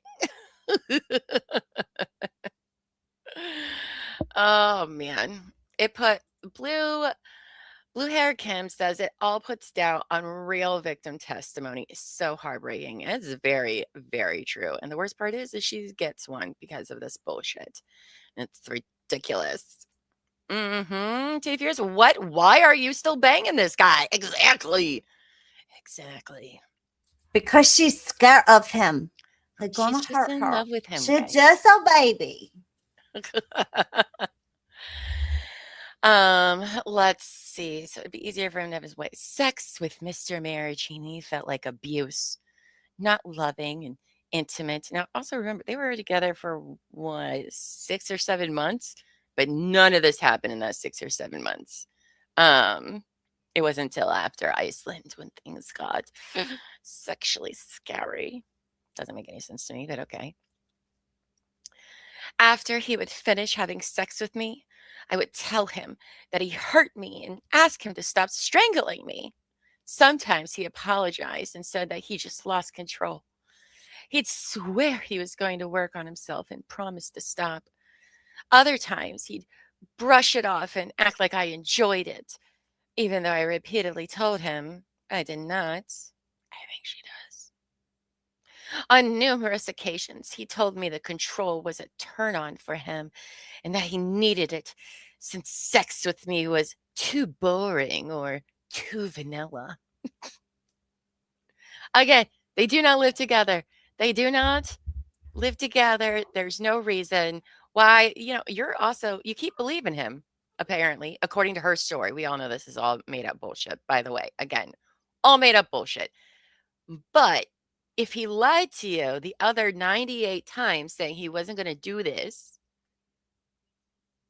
what are we doing here? What are you doing, Laura? Come on. I didn't even hear the term vanilla until I read 50 Shades of Grey. Oh, So I'm pretty sure she just took this all from a book. 100%. Who's DMing you in Discord? For what? What's going on? Oh, you have Moose questions. Okay. I thought we were asking him for different story chapters or something. Just kidding. Hello, Claire. Hello. Good morning. Hope you're doing well, babe. Thanks for joining us.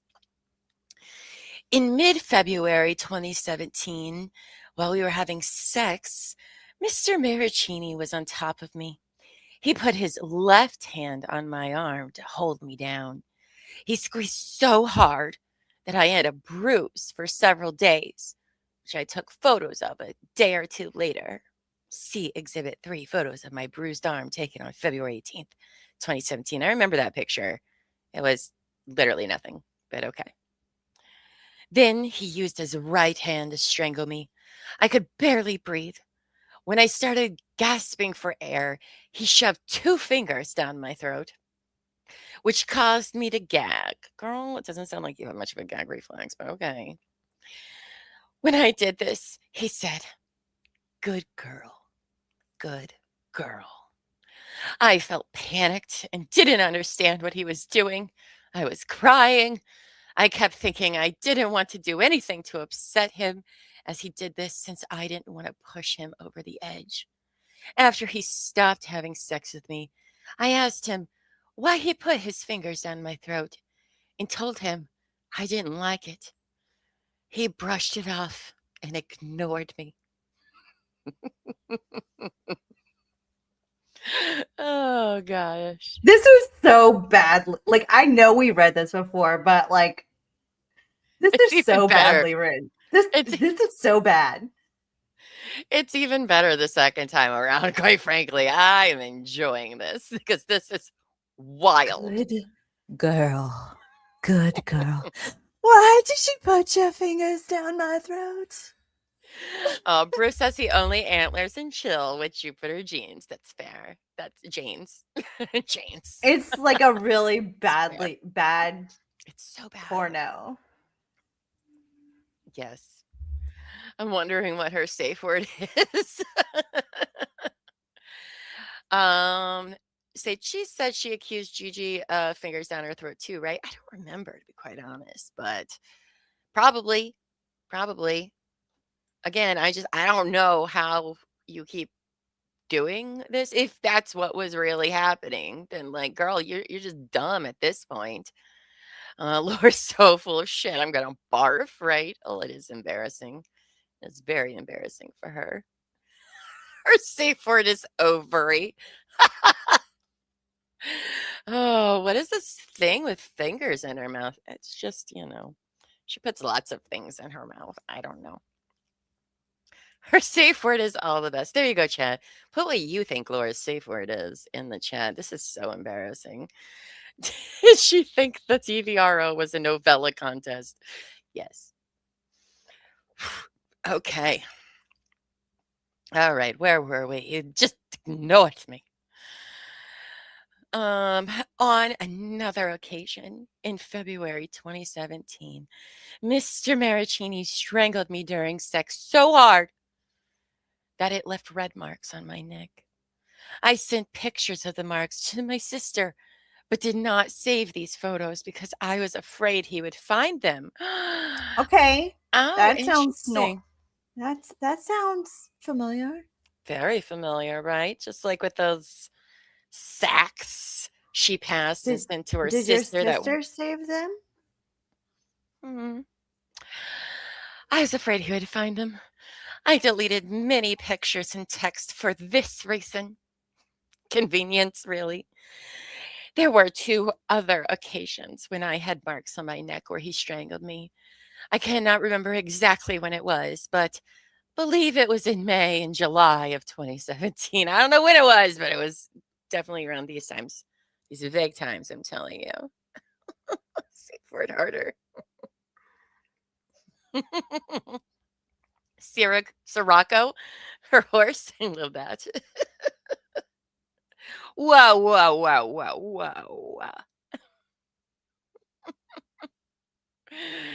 Oh my gosh. Safe word co-CEO of Quartet Farms and co-host of the Nobody Told Me podcast.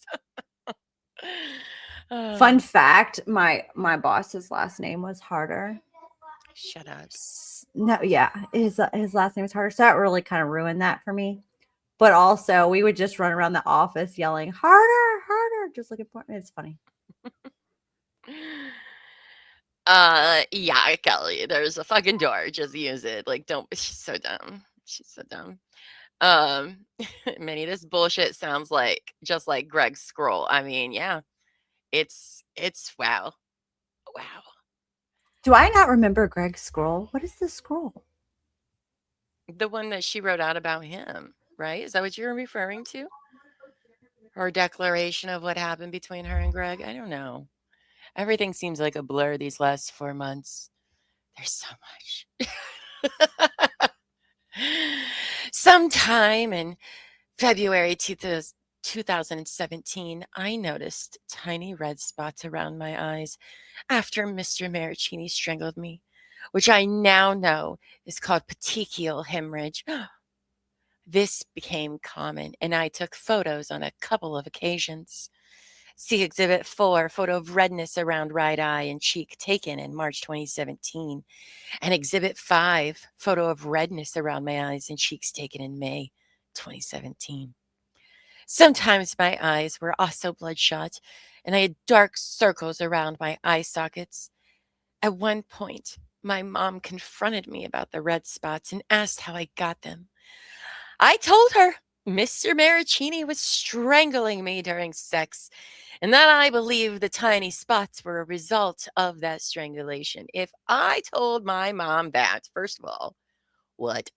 And two, you fuck, even as a grown woman, she would be like, nope, you're done. All right. Let alone if I lived at home with my parents still, I'd be like, yeah, no. Oh, wait, she did live on her own this time, but still, either way. Like, what? No, stop it. Stop it. Can't wait for her to go to jail. I hope so. I hope so. Safe word finger bang. Yes. I love that. Okay. So she tells her mom about it, which is weird, but okay. On or around Valentine's Day weekend in February 20th. February is a very busy month of fucking, apparently. So, Well, I just think Valentine's Day comes up a lot in her filings. You know, her babies were supposed to be due on Valentine's Day. Like, yes, what's her trauma around Valentine's Day? just love. I think it's just love, love, love, love, because that's all she really cares about, even though she doesn't know what love is, right? But Love or obsession? I don't know. I don't know. Now, on or around Valentine's Day weekend in February 2017, we took a trip to Napa Valley. I know after somebody's been doing this to me and they won't stop doing it, I too want to pay and take them on trips. It's time. I had recently gotten a dog from a shelter who had been attacked and had a shaved head and stitches. The whole time, Mr. Marraccini complained about how ugly the dog was. He said he wanted to punt the dog. She's talking about Buttons. Buttons, our sweet little Buttons. I remember Buttons. But Button's a little funny looking now. I've seen a picture of him. He's a little funny. He's a little funny looking. I love dogs. I love dogs. Button's a little funny looking. But remember, she only asked that Mike had to stay 100 feet away from her, but only 3 feet away from Buttons, because part of the DVRO was a restraining order for the dog too. But Mike is also like 6'4", so 3 feet, his legs could still kick the dog. But it was very funny to see. She's like, 100 for me, but only 3 for the dog. Okay, because why not? Poor Buttons. Rest in peace, Buttons. He told me I was cruel for keeping the dog alive because it was old and blind and ugly, and that I should have let it die in the shelter. Buttons also has a tongue that sticks out. The dog is very ugly, but he's also very cute. And look how much we've learned. Remember when we were reading this, we had no idea what Buttons looked like. No idea. Whether he was still alive or not. And we're like, now we know so much more. We know so much more about Buttons. At one point, the dog had an accident in the hotel room. Mr. Marraccini got mad at me and screamed at me for having a dog that wasn't potty trained. During this trip, Mr. Marraccini strangled me during sex several more times. Well, that was a nice segue, but also maybe he was mad that you weren't taking proper care of the dog. Not that the dog had an accident. Yeah. Like as we will soon later see in the body cam videos of her search warrant, there's apparently dog shit like everywhere. So I've heard that's a thing. you know. But like also the dog can't do it. Like you have to, Laura. You have to take care of the damn dog. She is the worst. Can you see MM other than in playful jest would ever hurt or harm an animal? No. And even if he did say it was probably as a fucking joke, because that's what she does, like pushing her into a shrub. Horror. No, she absolutely takes things and twists them to where they like. Most people would know that they're joking. She twists it to use it against you. Like you have. That's why Clayton didn't even want to go meet with her without a body cam or a witness, because she's gonna take whatever you say and twist it. Right. I'm gonna find this picture of buttons real quick. Buttons. Sweet baby buttons. There's a lot of talk about buttons in the Discord. Let's see. Somebody shared a picture of buttons not that long ago. That's not. It was a long time ago. If you're talking about Discord time. Yeah. That was. I think that was like one of the first questions I asked. Is like, where can I see this buttons, dog? I need Isn't more. It on her website? Doesn't she have maybe, buttons? I don't want to go there. She's gonna invade your camera and hack your computer. Yeah, for real. That's okay. I'll find it later. We'll share it tomorrow because it probably won't be the last time she brings up buttons, I'm sure. I can't tell if that is buttons or if that's I don't know. It's fine. We don't need to see buttons right now. We'll get it for the next one. All right, so back to this. All right. Sometime in February 2017, because of course, Mr. Marraccini asked me to take and pay for a trip to Dubai with him. He said it was a good time because he wasn't employed. He told me the trip would be good for us and would help restore our relationship. Why do I feel like she told him that? Mm-hmm. Yes. Also, isn't that what you said Iceland would be? And it didn't. So why would you think it would again? I feel like she said it to him and he just went, like, and agreed. And so therefore she's like, well, he agreed. So he basically said it. I mean, damn, it was Clayton. She's like, if you don't respond, I'm taking that as a yes. So totally. Now, he hadn't told me that he loved me yet, but said he had a feeling he would be ready to say it in Dubai. He often said he was almost ready to say, I love you. Girl, he is not that into you, okay? Nope. I wanted good things for us and for him to be happy, so I agreed. He berated and verbally abused me throughout the Dubai trip in March 2017. He took me to a watch store and asked me to buy him a $10,000 watch and be his sugar mama. When we had sex, he strangled and or slapped me every time. I felt abused and taken advantage of and withdrew from him emotionally during this trip. I don't know about that. I don't know about that. No. Do you mind taking over reading? I think I'm leaving you with a decent. Where are we at? Up here, line 37. Okay. And I apologize for the children's yelling in the background. That's okay. It's fine. And the screaming. If you can hear the screaming, that's a video game. Ignore the screams. We are not torturing people in the living room, I promise. They like it. They're asking for more. So In or around late March 2017, I was with Mr. Marraccini at my house because, when he started having, again, she left me with it again. This is not the first time I've had to read this part. In or around late March 2017, I was with Mr. Marraccini at my house when he started having sex with me on the couch. He was on top of me. He grabbed a pillow and put it over my face. He held it down with his right hand and was thrusting it into my face. I was wriggling under him and trying to get him off of me. I tried to scream, but could barely make a sound with the pillow smothering my face. It was hard to breathe, and I remember thinking to myself, is he going to kill me?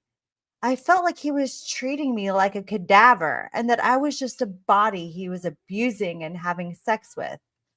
When he climaxed, he told me this was the best sex we've ever had. Okay. He told me he liked controlling my access to air and that he wanted to control every aspect of my life. I felt completely demoralized. Sometime in March 2017, I sought treatment for anxiety related to Mr. Marraccini's abuse of me. I was unable to sleep and was having a nightmare and night sweats. In May 2017, Mr. Marraccini, his mother, and his sister went into my apartment without my permission while I was not home. I had given Mr. Marraccini a key while I was traveling in April 2017 and believe he made a copy without my permission. I found out about his going there with his wife. I found out about this going there with his mother and sister when his mom mentioned to me that Mr. Marraccini had taken them into my house. I don't even know where I got wife from. On or around June 9th, 2017, Mr. Marraccini and I were in Carmel when he tried to lock me in the sauna at the spa. How did I forget about that part? Also during this trip, while we were walking together at dusk, he used one hand to push me off the sidewalk into a bush. I caught myself before falling. When I asked him why he pushed me, he just laughed and he said he was having fun. In or around June 2017, Mr. Marraccini was having sex with me. He stopped having sex with me and then demanded I give him oral sex. He grabbed my head and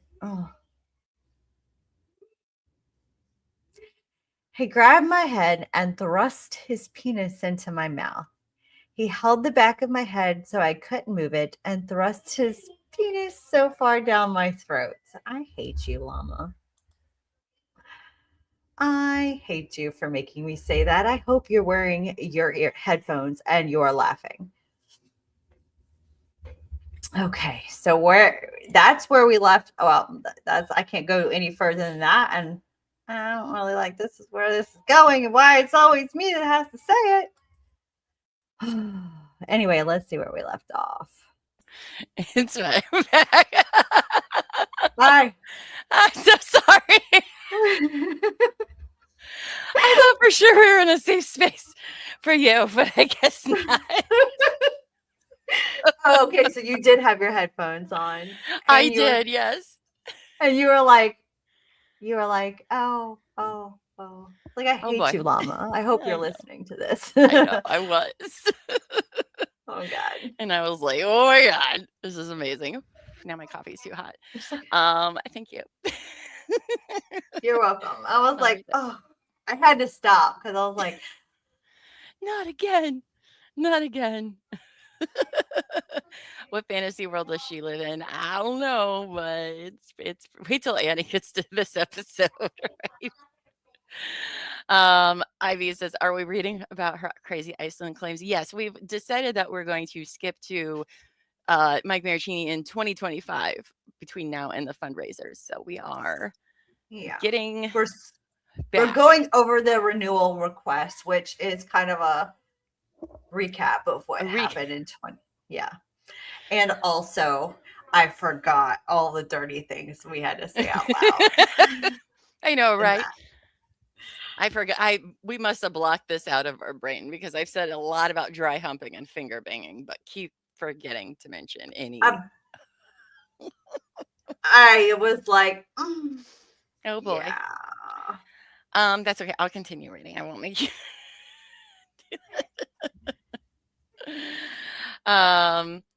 Tony says, I'm sorry, everyone. I am just so not in the mood today for all of Laura's absolutely lying ass. It just pisses me off that she vindictively raked Mike through over the hot coals and the course let her. Agreed. Which is exactly why he needs our help, because she's still fucking doing this dumb bullshit. She's not letting him go. Not letting him go. Yep. That's why we're going back over this. So So we'll be before angry the and throw live all of our money. well, no, it's kind of like you if you don't revisit it, you kind of need that to kind of like really, this is what this woman is doing to him and has been doing him for years. It's crazy. And sometimes, distance, just like us, we forgot just what was said in these filings that was so crazy. Ugh. I don't know. I think it's worth a revisit just so that you can really see how we got where we are today. Like, right? It's crazy. Ugh. She's ridiculous and I hate her. So he held the back of my hand so I couldn't move it and thrust his penis so far down my throat that I threw up. This happened several times during our relationship. So a lot of deep throating, a lot of smacks on the butt. A lot's going on in a short period of time, which is very weird. Now, in or around June 2017, Mr. Marraccini suffocated me with a pillow again during sex. We were on the couch and I could barely breathe. I know when somebody's trying to kill me several times, or I'm going to insinuate that they're trying to murder me. I keep having sex with them. In a situation like this, where at any time none of this needed to happen, if it did happen, which it didn't happen. But like, girl, come on. I remember feeling responsible for what he was doing to me and so sad that things had gotten to this point. I had gone from being a confident, independent woman, and now I was being suffocated. I remember thinking it didn't matter if he killed me, since I had lost all self-respect anyway. Self-respect, girl, you have literally no self-respect. That's why we're here. That is definitely why we're here. At some point, I lost consciousness completely. When I came to, I was on the bed with the pillow over me. His hand was pressing the pillow into my face, and my head was shoved against the wall sideways. I am so Probably uncomfortable. Like her camera in that one hearing with Clayton. Where she was just like this the whole time. Then this was the most violent he had ever been towards me. I think the choking is pretty, not great, but okay. Then he grabbed me and turned me around so that I was on my stomach. I couldn't even lift my head up since I was so weak. Then he told me, get on your knees. I was in a total daze. I did what he said. I was afraid of what he would do if I didn't. He ejaculated in my mouth. Okay.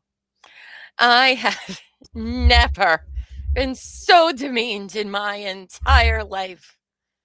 All the other instances were pretty fine, though. I felt pretty okay about it afterwards. But this time, this was too far. I didn't say a word to him after this. I felt completely broken as a human being and hated myself for being with someone who did this to me. And I went to the bathroom. When I came back, Mr. Marraccini was asleep. In November 2017, I brought this incident up to Mr. Marraccini after we had broken up. I asked him what type of man needs to suffocate and strangle a woman in order to get himself off. And he told me that it was my fault because I brought that out in him.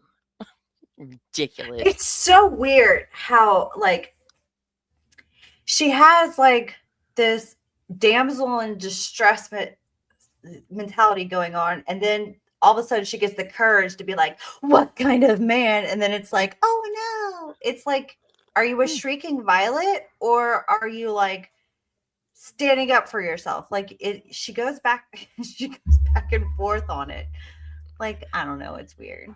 It's all over the place. This is from the girl who literally asked, tonight, Tony Robbins and anal. Clutching her pearls. It's ridiculous. All right. Where were we? Oh my God. I withdrew from the relationship after this. That was her breaking point, guys, according to her. Even though Mike, by the way, says they broke up several months before this. I think after Dubai. Isn't that what he said? Like Dubai, I think it was. He was like, all right, girl, like, we're done. But I withdrew from the relationship after this. I was afraid of him and started spending less time with him. I traveled a lot from July to October 2017 and had hoped that by pulling back, there would be a natural end to our relationship. When I tried to talk with him about us not seeing each other anymore, he'd tell me that he would work on being better. I don't think he said that, though. Stalking. By October 2017, I was only spending time with Mr. Marraccini sporadically and was deliberately trying to see less of him. I began canceling our plans since I didn't want to be around him. When I did this, he started showing up at places within a 2-block radius of my apartment that he knows I frequent, not the public. He was Michael Myers, guys. He just kind of stood there lurking in the bushes, staring. In the shrubs, the scary shrubs. Yeah, he was like just there. He was the shape. He also, when I did this, he also started coming to my house unannounced, even when I told him not to, or was ignoring his calls or text. The horror. Just like when Greg told you not to come over and you did anyway because I thought he was dying. He had the COVID and I thought he was dead. Now, in October or November 2017, my insomnia worsened. I was waking up in the middle of the night in a sweat from nightmares about him trying to strangle and kill me. I was and continue to be constantly afraid of seeing him. When traditional antidepressants stopped working, my doctor prescribed ketamine therapy, which was administered directly by my doctor to treat my PTSD and depression, and not prescribed as a horse tranquilizer, contrary to what Mr. Marraccini's allegation in his declaration. First of all, she hadn't even been on antidepressants for an entire year. I don't even think they qualify you as being medication resistant for depression for like a while. I think it's like when you have to try 3 medicines, right? I believe is part of it. So then you try them for a couple of months. I mean, I guess maybe, but like also, was she even on anything? I don't think she was. I was about to say, do you think she was actually seeing a doctor? Yeah, no. You think she was just on BetterHelp? Like, right? talking to a therapist. Absolutely and she was actually. Exactly. This bitch doesn't go to the doctor when she's pregnant, but she's doing all of her appointments now. Of course, yeah, sure. Sure you are. Sure you are. An excellent patient, that Laura She Owens. is very good patient. She follows all of her doctor's recommendations to the letter. Real doctors. Real ones. One Wednesday night, in October 2017, I was with my family at Maybeck's restaurant, less than 2 blocks away from my apartment. My family and I regularly have dinner at Maybeck's on Wednesdays, which Mr. Marraccini knew. He had come to Wednesday dinner at Maybeck's a couple of times and had criticized the restaurant and said it was terrible.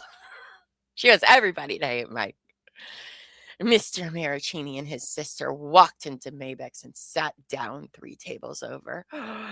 And you guys, he stared at us. This made me very uncomfortable. I forgot about all the staring. There's so much staring. She's like, but he stared at us. It was scary. Yeah. All the time. Just stared at him like the windows. Hi. Hi. I see you. Like, it's so ridiculous. He was staring at me in public, and it was very scary. Sometime in November 2017, Mr. Marraccini asked if he could come over. I told him no. It was late, and I was in bed already. 5 to 10 minutes later, he showed up at my house and knocked at my front door. I stayed in bed and ignored him. He banged on the door and yelled my name and said he knew I was home because he could hear the TV. I was worried my neighbors would get upset with the loud banging and yelling. So I opened the door. So this guy here, like, he's so scary. He's so abusive. I'm worried what your neighbors are going to call the cops on the guy that you're hiding from because you're so scared and he was abusive. Okay. I didn't want them to know. I Girl, asked so there was him. no banging going on in your apartment. I'm sure they've heard the.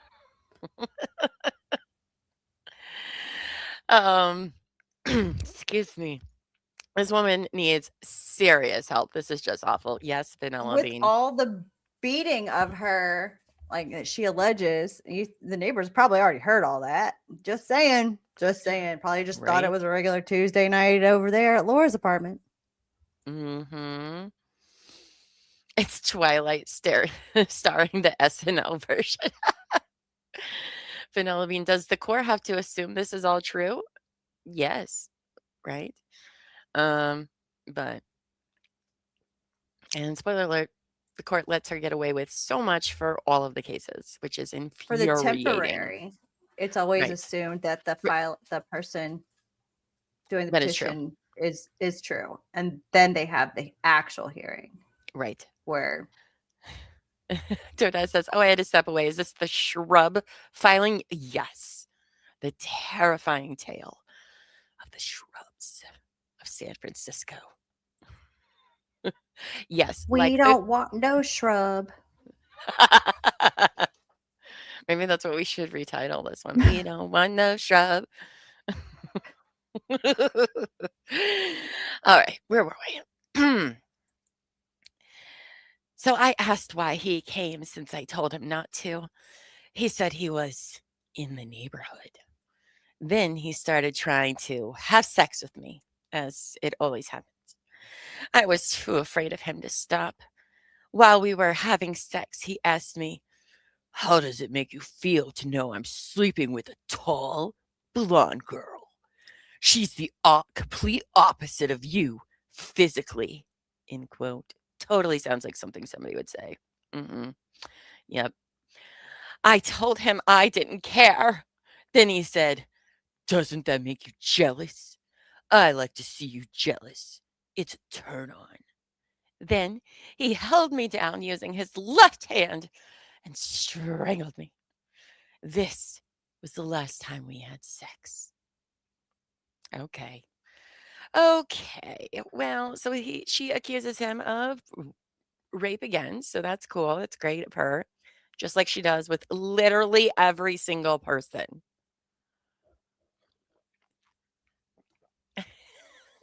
Do you adore the word shrub? Maybe the next name for your next pupper? Yes. Or a baby. Why not? I'm curious, what was Laura's names for her babies? Everybody has names for their babies.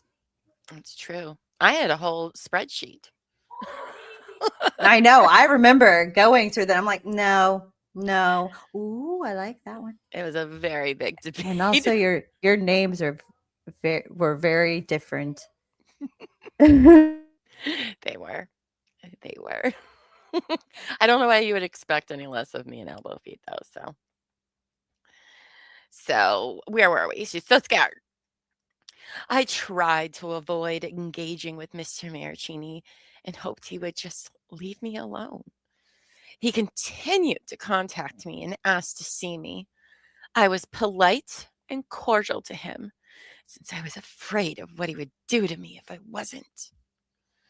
On or around November 28th, 2017, Mr. Marraccini sent me a text message saying that he saw me and my family at Mamanako. Oh no. See Exhibit 6, text messages between me and Mr. Marraccini dated November 28th, 2017. I sent him a text message to ask him where he was at the restaurant.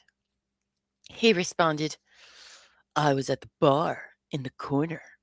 I saw you all when you were walking out and we were just being served. What did you think of it? Oh, it made me very uneasy that he happened to be at the same restaurant I was, which was within 2 blocks of my apartment, and that he saw me there and said nothing at the time. The horror. I was afraid to walk down my street alone because I felt like he was stalking me. I remember when we read this, we came to the conclusion that it very much seemed like she was stalking him. Very much seemed like she was actually Yeah, stalking him to I all of these still places. agree. I still very much agree. I don't know. I still maintain that if even if you're not stalking somebody and just happen to come across somebody that you're genuinely afraid of, you like leave, like you remove yourself. Like I no, Yes. you have a panic attack, go in a corner and hide until they are gone, or remove yourself from the situation. She didn't do that. Absolutely. Starting in December 2017, I had my parents or friends pick me up or drop me off at my front door, or would take Uber or Lyft everywhere, even to go a couple of blocks. Even though he does not live in my neighborhood and had told me he was moving to Sacramento, I saw him at least 10 times within a 2-block radius of my apartment between December 2017 and the end of January 2018. Didn't his sister live there too, if I recall? I Was thought around she there? lived close by, Yeah, I so think I so. felt like I remember that. I But think so. I mean, In December 2017, I posted on Instagram that I was going to dinner at Mamanako. An hour or so later, Mr. Marraccini showed up at there while I was having dinner with my mother. He walked inside and came directly to our table. He was with a tall, blonde woman whom he introduced as Kelly. He lingered at the table for a minute or so before sitting down at the table next to us, although there were plenty of open tables everywhere. This made my mother and me so uncomfortable that we left. They left, guys. After meeting Callie, I started thinking about how terrible I would feel if Mr. Marraccini hurt her, and I did nothing to warn her of his capacity for violence. Right. Laura's being the hero, guys. The hero. she's always the hero of her own story. Yes. I wish I had known how abusive Mr. Marraccini was before I fell for him, and I considered telling her about my experiences. The next day, Mr. Marraccini contacted me and asked to make me dinner. I said no. He got upset that I turned him down, and we got into an argument. I confronted him about his lies and the physical abuse. He did not deny choking or smothering me with a pillow. One Thursday in mid or late December 2017, pick a timeline, woman. Come on. One Thursday in mid or late December 2017, my parents were crossing the street to meet me at Amici's in the Marina, a restaurant that I regularly go to with them and had been to several times with Mr. Marraccini. He tried to stop my parents as they were walking, but they didn't engage with him. While we were eating, he walked by the restaurant window 3 times and stared at us. Staring, so much evil staring. That Mike starer. A few days after this, I was at Amici's again because I know when I'm at a place that makes me feel very uncomfortable, I go back again immediately afterwards. Mr. Marraccini walked by the restaurant and peered inside the restaurant as he passed. Again. He made eye contact with me. Oh my gosh. About 10 minutes later, he walked by and stared at me a second time. A second time, you guys. That's so true, say cheers. You know what you do when you're being stalked? You post on social media where you can be found, right? Like, oh, so ridiculous. Nord says, yep, also, I bet all my dollars that she never accused him about those things before to his face. No way. And she definitely didn't. The staring. So much staring. Tony says, Laura thinks herself a literary writer because that is how she writes. Every time she writes an affidavit, a Medium blog post, email, text message, she is writing a story, not an actual event. Yes, right? I was about to say, so as I'm listening to this, I was like, she has an impeccable memory. Because anytime I have ever written out an affidavit, I'm like, this. Like, it's never this detailed. Mm-mm. Like, it's No. never written like I don't. Maybe that's how you're supposed to write it, and I just do it wrong. But And like, for I somebody don't. that traumatic brain injury from Mike, amazing. Amazing. I just write like, I did this, and this is what happened. Like, it's never written like, so, you know, Mm-hmm. like. Oh wait, hold on. Nora says I forgot he said they literally never cook. And also, how much do you want to bet he was just looking in their general direction? Exactly. Bellini says Nord is definitely farting in their general direction. Oh, we're such adults and I love it. It is a big fantasy she has, doesn't she? It's wild. Wild. Let's hear more. Before you keep going, I have to Yes. pop out. That's fine. Well, thank you for being with me today, Sorry. Buffs. I got to go take care of Yeah. the kids. That's true. It's probably lunchtime and stuff for you. It is.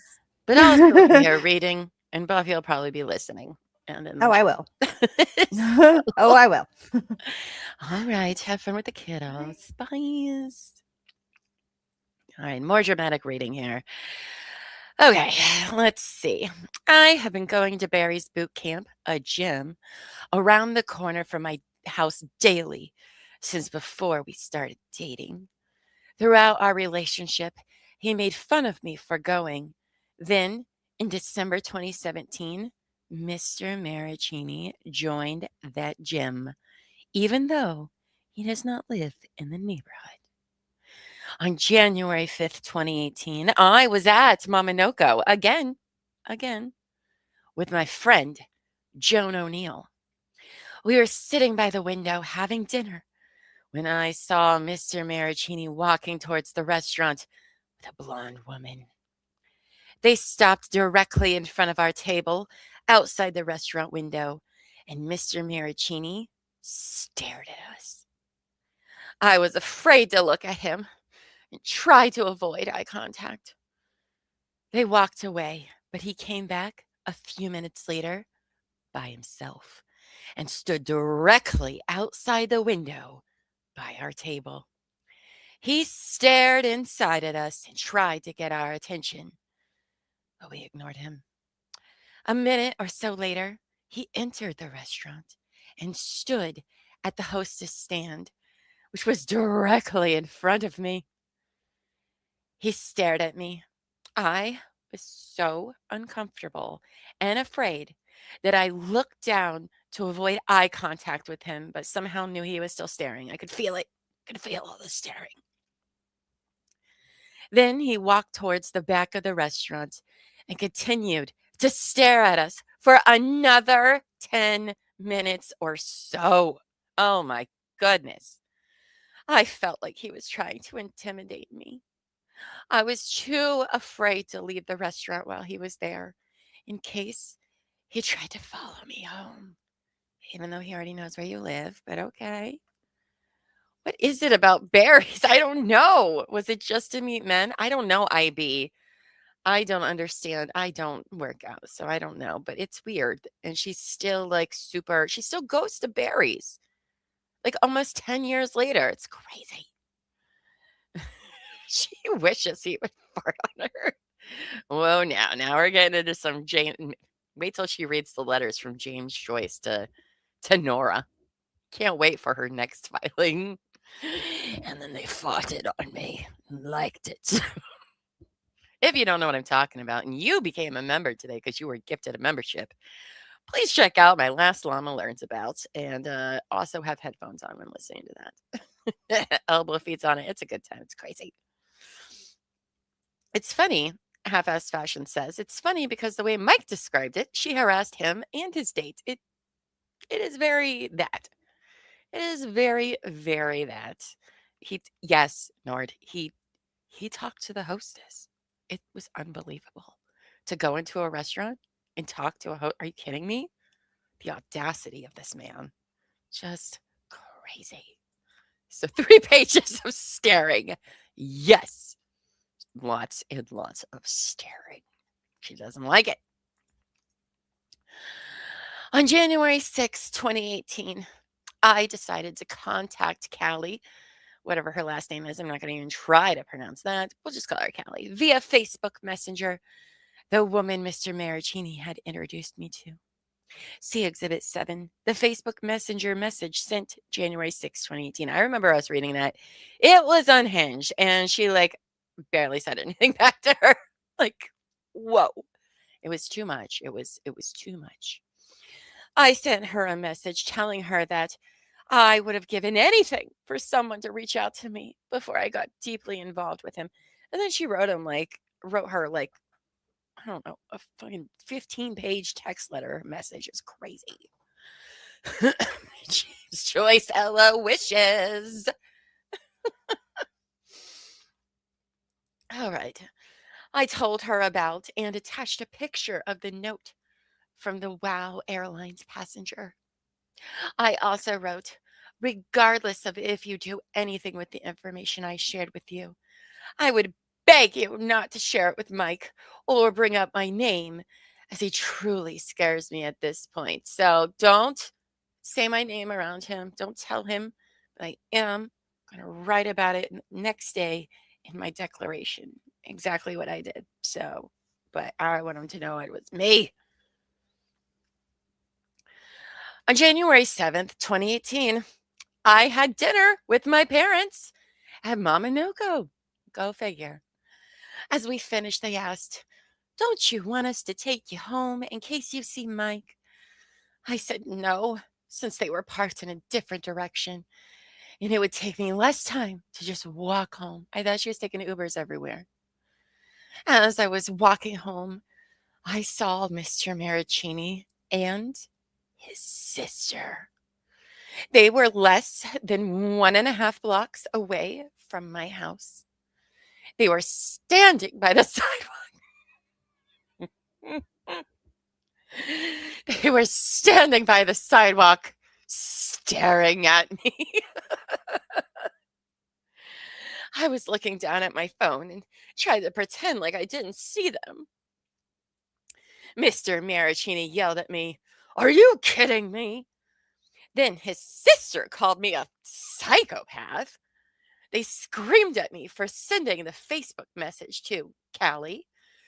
When I pulled my phone out to call my parents, his sister said, don't you dare get your phone.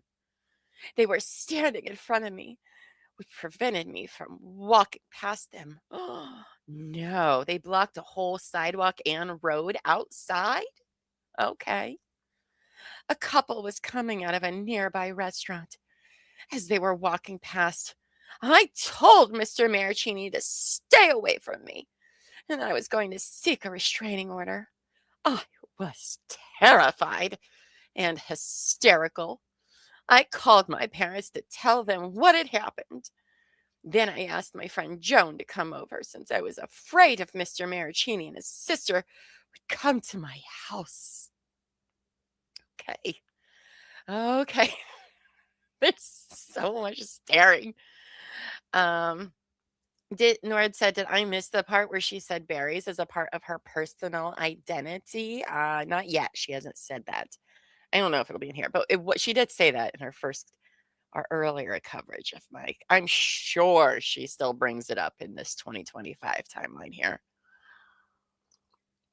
Right. Dan Montana says, Lo found Callie on Facebook, even though she only had her first name. Super stalker. Mm-hmm.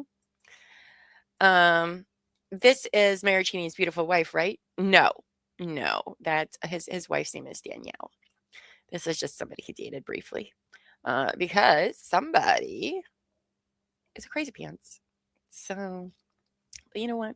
He found Danielle, and they seem very happy and wonderful together. And have two beautiful girls, while Laura sits in a dirty casita, living the dream, apparently, according to her. But no. IB says, wait, she had a friend? Well, we're going to learn some more about this friend Joan in our coverage between now and the fundraiser. Buffy says, as a former gym girly, it was my whole personality at one time too. Well, if that ever becomes mine, you guys know I've lost my fucking mind, okay? I don't do any of these things. No, thank you. The idea of running just to run? No, thanks. All right, where were we? In the middle of the night, around 1 a.m., I got a call from the San Francisco Police Department. They told me that Mr. Marraccini had emailed them a copy of the message I had sent to Callie and asked if I knew why. I said no and told them that he and his sister had accosted me on the street. They questioned me about the domestic violence I alleged in the message and asked if they could come and take a report. When the police arrived, I explained the circumstances surrounding the message I sent to Callie and the history of physical abuse and the stalking. The next day, I was afraid to leave my house. I didn't know what to do. So I contacted the sheriff and asked for help figuring out how to get a restraining order, because if he was going to have one, I want one too. I also spoke with someone from the district attorney's office that day. They asked if I wanted to file criminal charges, but I said no. On January 9th, 2018, I filed a request for a domestic violence restraining order. On January 10th, the court granted me a temporary restraining order, because they all do. It's always a yes. So, okay. Since then, Mr. Marraccini has violated the temporary restraining order and has continued to show up at places he knows I frequent within a block or two of my apartment. For example, on January 28th, 2016, Mr. Marraccini posted on Instagram that he was at Della Rosa, which is across the street from my house. Was I there? No, doesn't matter. The idea that he was there. She didn't say that part, but she wasn't there. He also went to Barry's boot camp, less than 300 yards from my house, on at least 2 separate occasions since the TRO has been in place. Also, on around March 22nd, 2018, I was heading to dinner with my mother at Mamanako again. We parked on the street and were walking towards the restaurant. I saw Mr. Marraccini standing out in front of Momonaco, looking up and down the street. When we turned around and walked away. Oh my goodness. The good thing he wasn't staring. Could you imagine the horror? The horror, everybody. Why I want a restraining order? I genuinely think that Mr. Marraccini wants to kill me. Girl, shut up. Shut up. Given that he had strangled and choked me, I know that he is capable of inflicting lethal violence. There is a deep hatred that he exudes towards me, and I am afraid for my life. He has said to me in the past that if I ended up dead, he knew he would be blamed. Well, yeah, that's usually what happens. His hair trigger temper horrifies me. I am afraid that if I encounter him alone, he will lose control and harm me. I do not want to live in constant fear of him and hope that a restraining order will send a message to Mr. Marraccini to stay away from me. I want to move on with my life. So that was her declaration in 2018, you guys. All of that. That was just the one time, the initial time. Don't worry, there's more. In case you were wondering, yes.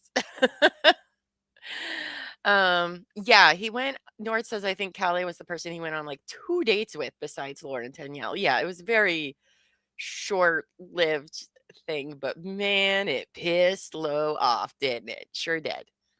Sure did. Let's see. All Laura has ever been afraid of is being alone. I mean, she really does everything she can, huh? Amos, hi. Hello. No thanks, okay, says conveniently leaves out Mike called the cops first, of course, right? Well, she said that they called her, but Mike did take it. What all she said was not at all what Mike said. Now, of course, did they do anything about it? No. Like they said, you have to go file a restraining order, right? But yeah, I don't know. That's just such a wild story all around. I can't believe you submitted that to a court, quite frankly. Laura's afraid of not being the center of attention. Well, then how's she going to be the center of attention if people are staring at her, Violet? The stares. She is an overdramatic bitch, that she is. Ivy says it's wild how she knows where Mike is at all times, but she is not the stalker, right? Right? And also, if I remember right, the berries that she says he was at was a whole different fucking berries far away. But she attributed it to the same, even though he was in fact not there. Nord girl, I have a deep hatred for you. I think what actually chaps her ass is actually that Mike doesn't care about her at all. No, I agree. Ivy also says, spoiler, she never wanted to move on with her life. No, that's why we're going over this now in 2026, because she still is not moving on with her life and is still holding this man captive and his family, quite frankly. All right, let's move on to her 2020. So she ends up being granted the temporary restraining order, which happens. Her and Mike go to court for several months. You can go watch our first 4 episodes about that time where it ends. All the court dirt is in there, right? All the text messages, the whole thing. It's crazy. And Mike and her end up settling, and Mike's like, fine, whatever. I'll go ahead and sign this 2-year thing so we can just be done. It was not a good move. But, in fairness, you would think, okay, fine, just give her what she wants and I'll never have to think of her again. In no way was anyone prepared that she would keep this going. Now, don't just be like, okay, yeah, it has serious ramifications, these protection orders, right? They come up in job searches, background checks, the whole thing.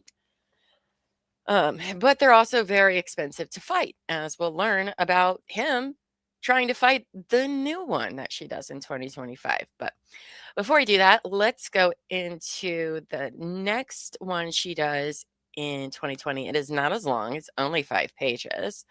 And let's see, that's page 60, right? Yes, 60. That's crazy. All right. So some of it will be kind of repetitive, but like I said, I wanted to read all three of these kind of back to back so you can see like how me too, because I don't know, but to see how her story may or may not change or where she elaborates more on things. Especially, I can't wait to read her 2025 one. Like, what has she learned in her time with, her experience with Greg and Clayton and whatnot. So very into it. These guys are starting to overlap for me. I know, right? Oh, Buffy says that was Greg that was at a different Barry's. I thought, oh fuck, I don't know. I feel like it was Mike because he had that picture of a cup. He wasn't even in the picture.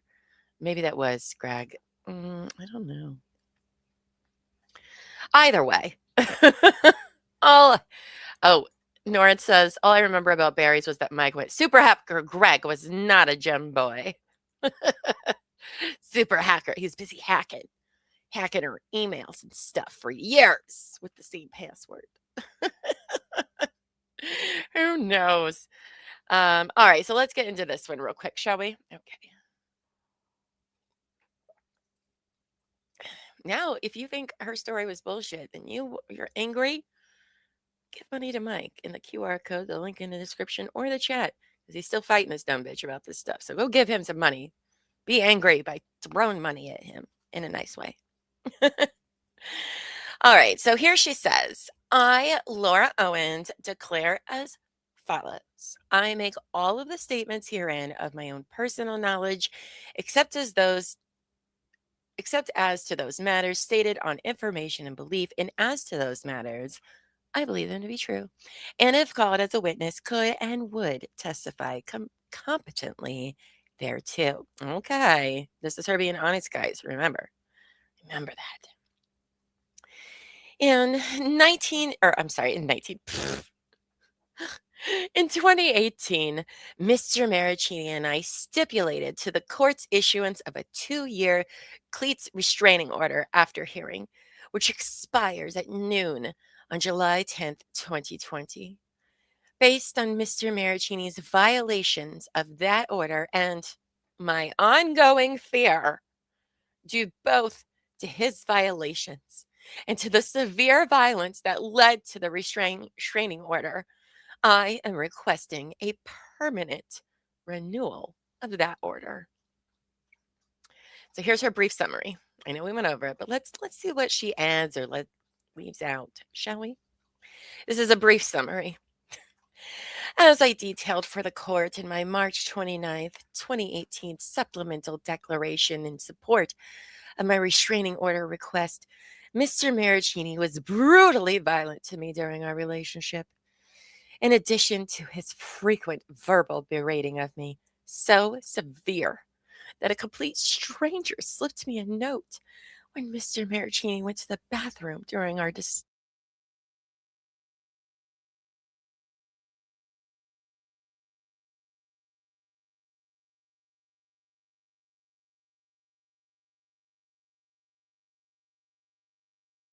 Okay, all right, there we go. So hold on, I gotta make something play in the background on my side. Otherwise, my headphones think that they're in quiet mode because nothing's coming through now since Buffy went away. So let me just find something that will not distract me. Some like chill music or whatever. I don't know. There we go. Okay. I was like, what? Why is it doing that? All right. Let's see. Now I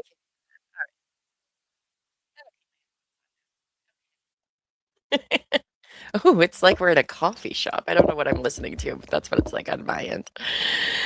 Okay, and the narrator. It was not brief. It's not. It is super gross, Wallace, that she wants to cosplay as a DV victim. It's absolutely disgusting and appalling that she wants to cosplay as all of these things. all of the time. It's so fucking gross. All right. So let's see the note. She later submitted a declaration and agreed to testify at the hearing in support of my restraining order request. He slapped me and strangled me during sex on multiple occasions, despite my telling him not to do so and him promising never to do it again, and smothered me into unconsciousness. As detailed in my March 29th, 2018 declaration, on one occasion in mid February 2017, Mr. Marraccini held me down so hard while he had sex with me that I was bruised for several days and then strangled me.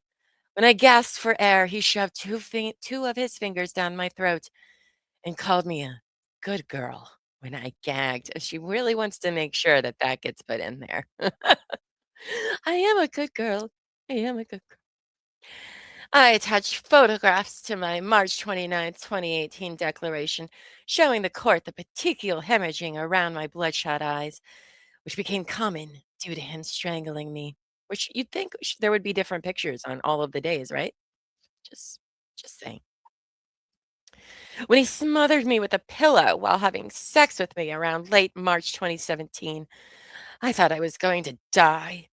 And he told me it was the best sex he had ever had and that he liked controlling my access to air. Several times during our relationship, he demanded oral sex and held the back of my hand so that I couldn't move while, while thrusting his penis so far down my throat that I threw up. At least you got better about that when it came to Clayton, huh? Around June 2017, I lost consciousness when he smothered me with a pillow while having sex with me. When I came to, he flipped me onto my stomach and then demanded that I got on my knees. And how does that? He flipped me onto my stomach and demanded that I got on my knees. And he ejaculated into my mouth. Ooh, that's a lot of tossing and turning, it seems like. The headphones couldn't take any more, Laura. They're like, oh my God, what is happening? What is happening? While being a stalker herself and breaking TV laws, yes. I mean, well, she cosplays so many types of victims. I'm surprised she hasn't claimed she's a refugee. Give her time. Give her time. I'm sure she will. All right. What was that noise on my headphones? I don't know. Ooh, I hope they're not dying. If so, that's going to be a problem, probably. All right. So where were we? Let's continue on in case they do die. After the June 2017. Oh wait, no, that wasn't right. I forgot he ejaculated in her mouth. He later told me that what he had done was my fault because I brought that out in him.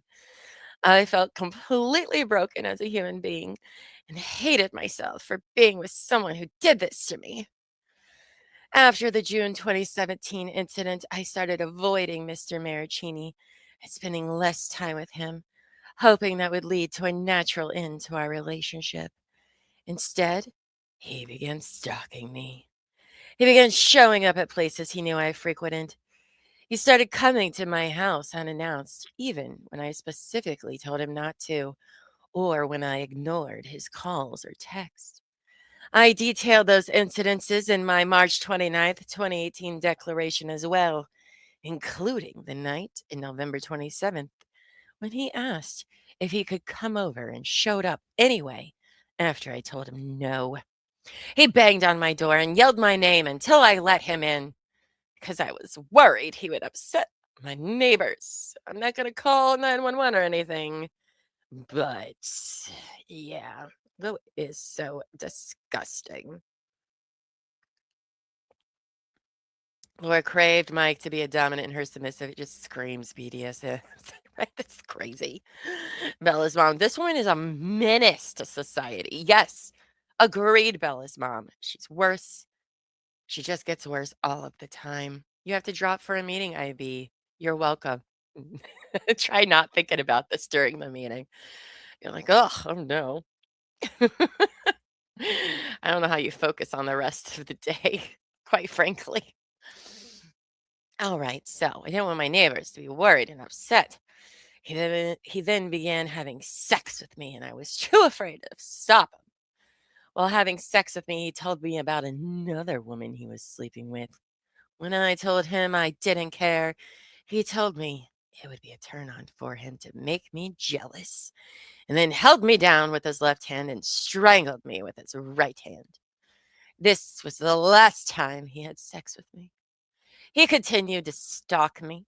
On or around November 28th, 2017, he texted me that he had been at a bar in the corner of a restaurant watching me and my family have dinner there.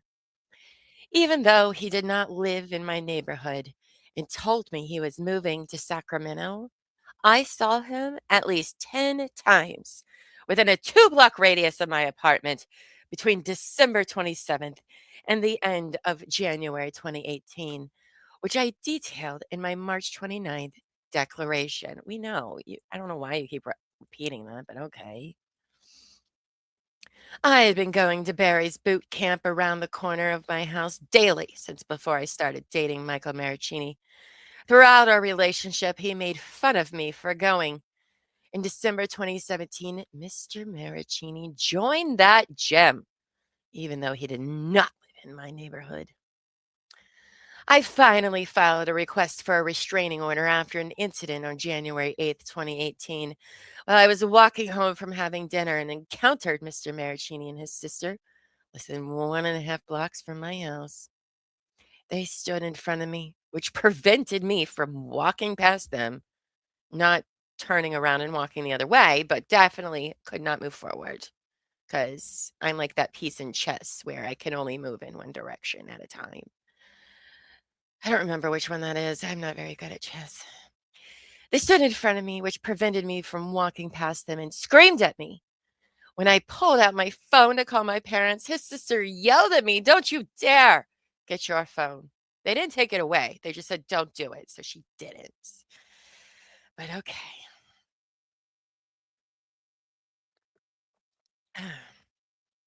Nord says, I love how it never occurred to her that maybe he lied to get away and that his sister still lived in the area, right? Yeah, I'm totally, it's like that episode of Friends where Chandler tries to escape Janice and he says, I'm moving to Yemen. I'm moving to Yemen and just buys a whole plane ticket and everything. I think that's exactly what's going on here. Wallace, I don't get mad at LL much anymore, but I guess it's still there. Yeah, she's still garbage. She's still garbage. Everyone be like Amos and hit the like button, or I'm going to give you 40 spankings on your behinds. Sorry. Maybe not. My hands are I don't have good wrists for that. Mr. Marraccini violated the temporary restraining order, which I detailed in my March 29th, 2018 declaration. For example, on January 28th, he posted on Instagram that he was at De La Rosa across the street from my house. He also went to Barry's boot camp around the corner from my house on at least 2 separate occasions while the TRO was in effect. In July 2018, Mr. Marraccini and I stipulated to the court's issuance of a 2-year cleats restraining order after hearing. Okay, so now we're caught up. So now, why? Why does she need more of a restraining order? You're taking back my like. You're in it for the spankings. Be a good girl like Buffy and hit the like button. Oh man, it's weird. What a weird day for me. All right. One of the restraining order terms to which Mr. Marraccini agreed was the standard 100-yard stay away order, prohibiting him from coming within 10 yards of me, my home, my workplace, and my vehicle. And she's not going to bring up Buttons because I think Buttons is dead at this point, but 3 feet away from Buttons' ghost. I understood that part of the reason he was willing to agree to this restraint was because he was moving to San Carlos and San Mateo County on August 1st, 2018. It gave me more peace of mind to know that he would be living more than 25 miles away from me. I was reassured by his move and by the restraining order that he would not be in my neighborhood and would not be anywhere near my home. Okay. Well, on July 16th, 2018, less than 1 week after issuance of the restraining order, after hearing, my parents told me that they had seen Mr. Marraccini in my neighborhood. Through my lawyer, I communicated with Mr. Marraccini's lawyer that Mr. Marraccini was violating our agreement and the order. On information and belief, his attorney said that Mr. Marraccini had been buying a bed nearby. Oh my God. The horror. The horror. Right. I am the princess says, bitch, those are violations if he doesn't see you. Her parents saw, and that was all. There was lots of staring. Violent staring. I am princess. Come on now. Oh my gosh. Okay. On 3 different occasions in 2018, after the restraining order was in place, our mutual friend Joan told me that she saw Mr. Marraccini around my neighborhood. 2 of my friends from the Barry's boot camp gym who knew about Mr. Marraccini and knew I had a restraining order in place told me that on 2 separate occasions in late summer or early fall of 2018, Mr. Marraccini had come to the Barry's boot camp gym, the same one Mr. Marraccini knew I went to daily before and during our relationship.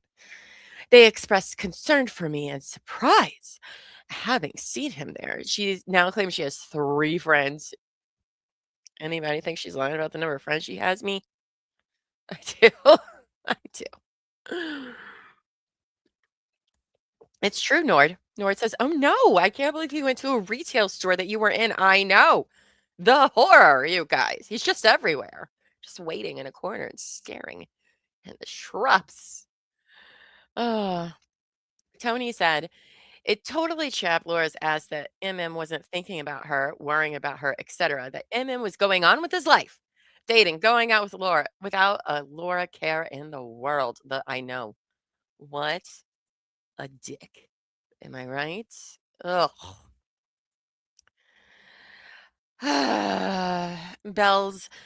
Bella's mom says Lo likes to say it's men's rights activists hounding her. So there are a lot of women against you who are offended by you appropriating DV victimhood. You're no victim. You're no victim. And the majority of people think you're garbage. It literally, like so far, almost everybody. So it's because you're trash. What you say is trash. So Violet says she's always all about her dad. Very little identity outside of that. She doesn't even have much of an identity except for like riding horses and stuff. It's so weird. Sages says the thing about a restraining order is that you aren't permitted from going to the protected party's favorite places. Correct. You just have a duty to withdraw if they are there at the same time. Exactly. But Laura doesn't want to believe it. No. What if I was there though? What if he was there staring? Toadette says hearing this again confirms for me she will never stop. Agreed. Agreed. I think again, I'm glad we are going fast forwarding to 2025 here because I don't think she's going to stop with the appeal or with Mike in general. Unfortunately, if she does, then all of this falls apart. It's all lies. We all know it's lies, but for her and her very weak inner self, she couldn't handle it. 40 Shades of Trash. Yes, barbecue queen. Maybe she'll write that when she's in jail. Man, I hope she gets jail time. All right, where were we? One day around the beginning of April 2019, some friends from the same Barry's boot camp gym, where I have taken over 980 classes, told me that Mr. Marraccini had again come into the gym. He did, guys. He came right into that gym. I wasn't there, but he came in. They said he didn't work out, but just came and got a shake at the fuel bar, the refreshment counter. Someone sent me a screenshot of Mr. Marraccini's Instagram post from April 5th, 2019, showing he was outside of my gym, a copy of which I am attaching to this declaration. It literally there. Okay, so that's where the picture comes in, was in the renewal here. I knew it was existed. It's literally a cup on a bar, and it doesn't say anything about that actually being the same gym. As a matter of fact, it's not. It's not even the same gym. But the gym is approximately 300 yards from my home, around the corner from me. And I know that they have berries everywhere, but it was definitely the one that I go to all the time. He never would have went to another one. Why would he? She didn't say that. Well, I realize this is farther than 100 yards away from my home. I can think of no reason for Mr. Marraccini to be at that particular gym around the corner from my house that he knows I go to so regularly, other than to be near me in my home. No one wants to be near you, girl. Auntie M, Laura says, "Look, Daddy, I have my own identity now. I'm a felon, potentially, a potential felon." Oh my God, she's crazy. She's trash. Her words are trash. Bill Murray says Clayton published his letter to the prosecutor asking to reconsider the plea deal to include jail time because of her lack of remorse, and she won't stop harassing her victims. I read that, and he did a great job. People should go read that as well. Maybe I'll read it tomorrow if I have time. The way he worded it, just because there wasn't physical violence doesn't mean this wasn't violence. Like it, I don't know. She literally held these guys captive for years. So, Buffy says, "A friend told me, but I definitely didn't get them to write a declaration." No, it's fine. It's really fine. He represented that he was moving more than 25 miles from my home. He made fun of me throughout our relationship for going to that gym, and he did not even work out when he went into the gym on that day in April 2019. What a dick. One day during the summer of 2019, my mom told me that she saw Mr. Marraccini at a restaurant about 1 block from my house. Wow, her parents are just spotting him everywhere. How convenient is that? It's kind of crazy. Another time in late 2019, my mom told me that she saw him getting into his car a couple blocks from my house while she was driving to pick me up. Sure, it's a lot of Jan sightings of Mike. What are the odds, you guys? What are the odds? And you say, well, are her parents complicit? Mm, mm. In mid-January 2020, I saw Mr. Marraccini at the restaurant Della Rosa, which is across the street from my home, well within 100 yards from my home. When I saw him near my home, I panicked. I felt paralyzed and I didn't know where to run or what to do. I was afraid of whether he would approach me, harm me, or make a scene. I was flooded with horrible memories, and I felt back to square one, fearing for my life. One day in early May 2020, conveniently just 2 months before I file this renewal, while both San Mateo and San Francisco counties were under strict shelter in place orders due to COVID-19, I was walking to the pharmacy on Chestnut Street near my home when I saw Mr. fucking Marraccini. She didn't include that part, but why not? Right across the street from my house, standing in line for takeout at Della Rosa. The horror, you guys. He was wearing the green Patagonia jacket I gave him. Can you believe that? OMG. And he is very tall and has a distinctive look. So I was certain it was him. That's right. She's like, I don't know. I think it was this guy. It was not that guy. It was not Mike. I was with my mom, whom he knows, and I saw him turn towards us, and I believe he saw us. When I saw him, I was very scared. I began to have a panic attack. I said to my mom, "That's Mike. He is not supposed to be here." I bet it was more like yelling right in her face. "That's Mike, Mom." Ah. I understood that Mr. Marraccini lives in another county. So I was shocked to see him right outside my house for any reason, but especially when shelter in place orders were in effect. Unbelievable, even though she was out walking too during the same thing, but it's fine. It was fine. She was out there for medicine, an important reason. When I came out of the pharmacy, I saw that he had walked across my street and was walking with another man directly in front of my apartment. I yelled out his name to let him know. Wait, hold on. To let him know that I knew he was violating the order. He did not turn around and he kept walking. I was terrified that he was not taking the order seriously. I felt threatened and unsafe. This was a guy, she said, it looked like him, but then she yelled and he didn't turn around. So, bet it was totally him, you guys. Right?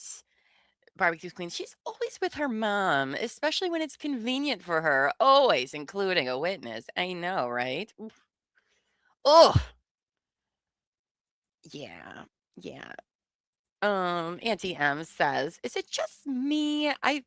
But does anyone else find it curious that Laura never mentions talking to a therapist until recently? Do I just not remember? No, no, you're right. You're right. She's so much wrong with her, but no. Well, she did say that she had a psychiatrist in the last declaration, but that's if it was even real.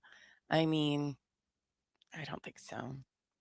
How dare he have a life and go outside and commit more staring violations? Again, so far, he hasn't said a fucking word to her in any of these things. She hasn't even seen him.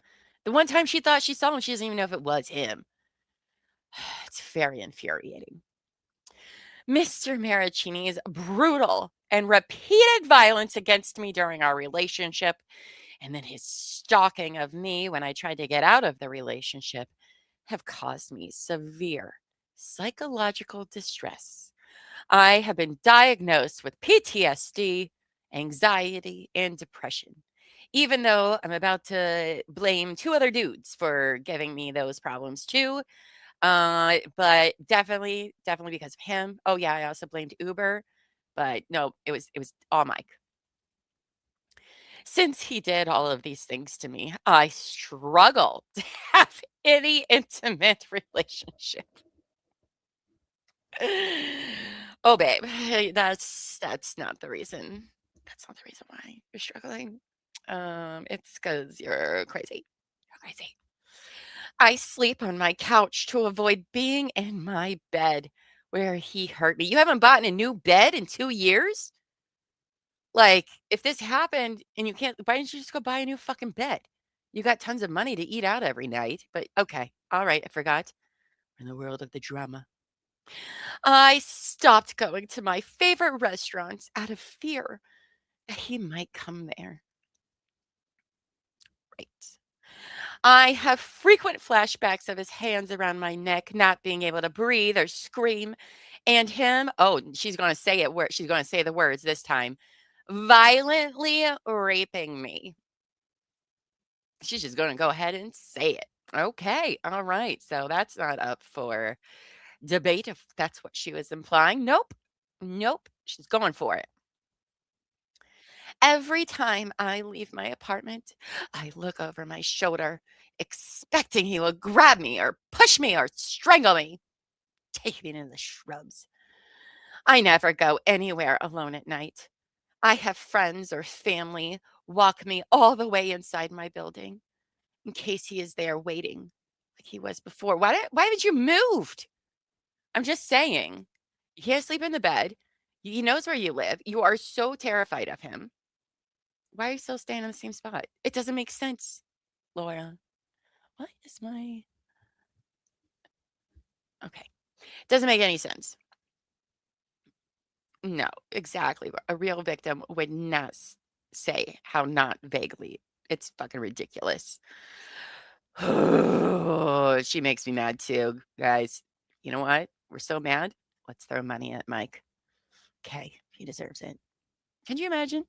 He has to deal with these accusations. Still, it's crazy. I mean, nobody believes her, but still, for several years, she could have had people believing this for a long time until it all came out. She got too close to the sun with Clayton. But to have to feel this for years, to be accused of such awful things, disgusting. And for what?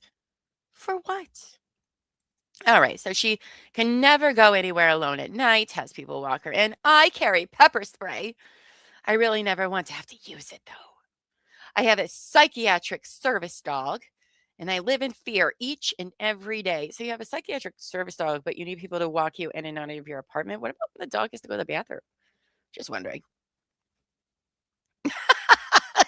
Auntie M carries pepper spray. Can't wait to use it. Right. Oh my gosh. Yeah, she calls her dog a service dog, I guess. It's definitely an emotional support animal. Let's be honest here. For power and pity, Callie Lisa says. Yeah, it's by the way, that's a cute little doggy picture. I love it. Yeah, it's crazy. It's crazy. I can't even imagine what Mr. Marraccini would do to me if he caught me alone. I see a therapist regularly. Oh, here you go. Whoever asked about the therapist, I forget who it was. Sorry. Here you go. I take medication for PTSD and depression. I thought medication didn't work for your depression. I thought you were depression intolerant or whatever, medicine intolerant. Okay. I have undergone extreme cutting edge treatments for PTSD because it's so bad, guys. So bad. In the last 2 years, I have spent approximately $75,000 of my of my own money on therapy, specialists, and treatment to try to heal from what Mr. Marraccini did to me so I can move on. My doctors have told me that the treatment has not worked sufficiently to address my PTSD. Who here believes any of that bullshit? Not me. Not me. Oh my God. Because he had the audacity to break up with her. I know. This mofo, man. Oh, God, she's ridiculous. It's awful. It's awful. All right. Without a restraining order, I would never feel safe again. By the way, if somebody wants to fucking murder you, as we talk a lot about on true crime, unfortunately, this is just a piece of paper, Laura. All right. If somebody wants to murder you, they'll fucking murder you. They don't care about a piece of paper. Let's be honest here. This man has never knocked on your door. He hasn't, or knocked on your door. He hasn't called you. He hasn't said anything. You have literally not exchanged words. All right. You live in the same place. If he wanted to kill you, he would have by then. It literally happens all the time. You're being ridiculous. You're being absolutely ridiculous. And again, if you're having all of these why are you still living in the same place where this violent rape happened to you when you don't have to? All right. Remember, she's a fuck ton of money to do what the fuck ever with, unlike a lot of other people who do have to stay in certain situations or places because they don't have money to get away or they don't have somewhere to go. And she's just like, I can't, I don't understand. It's ridiculous. Disgusting. Disgusting. Own money, I know, right?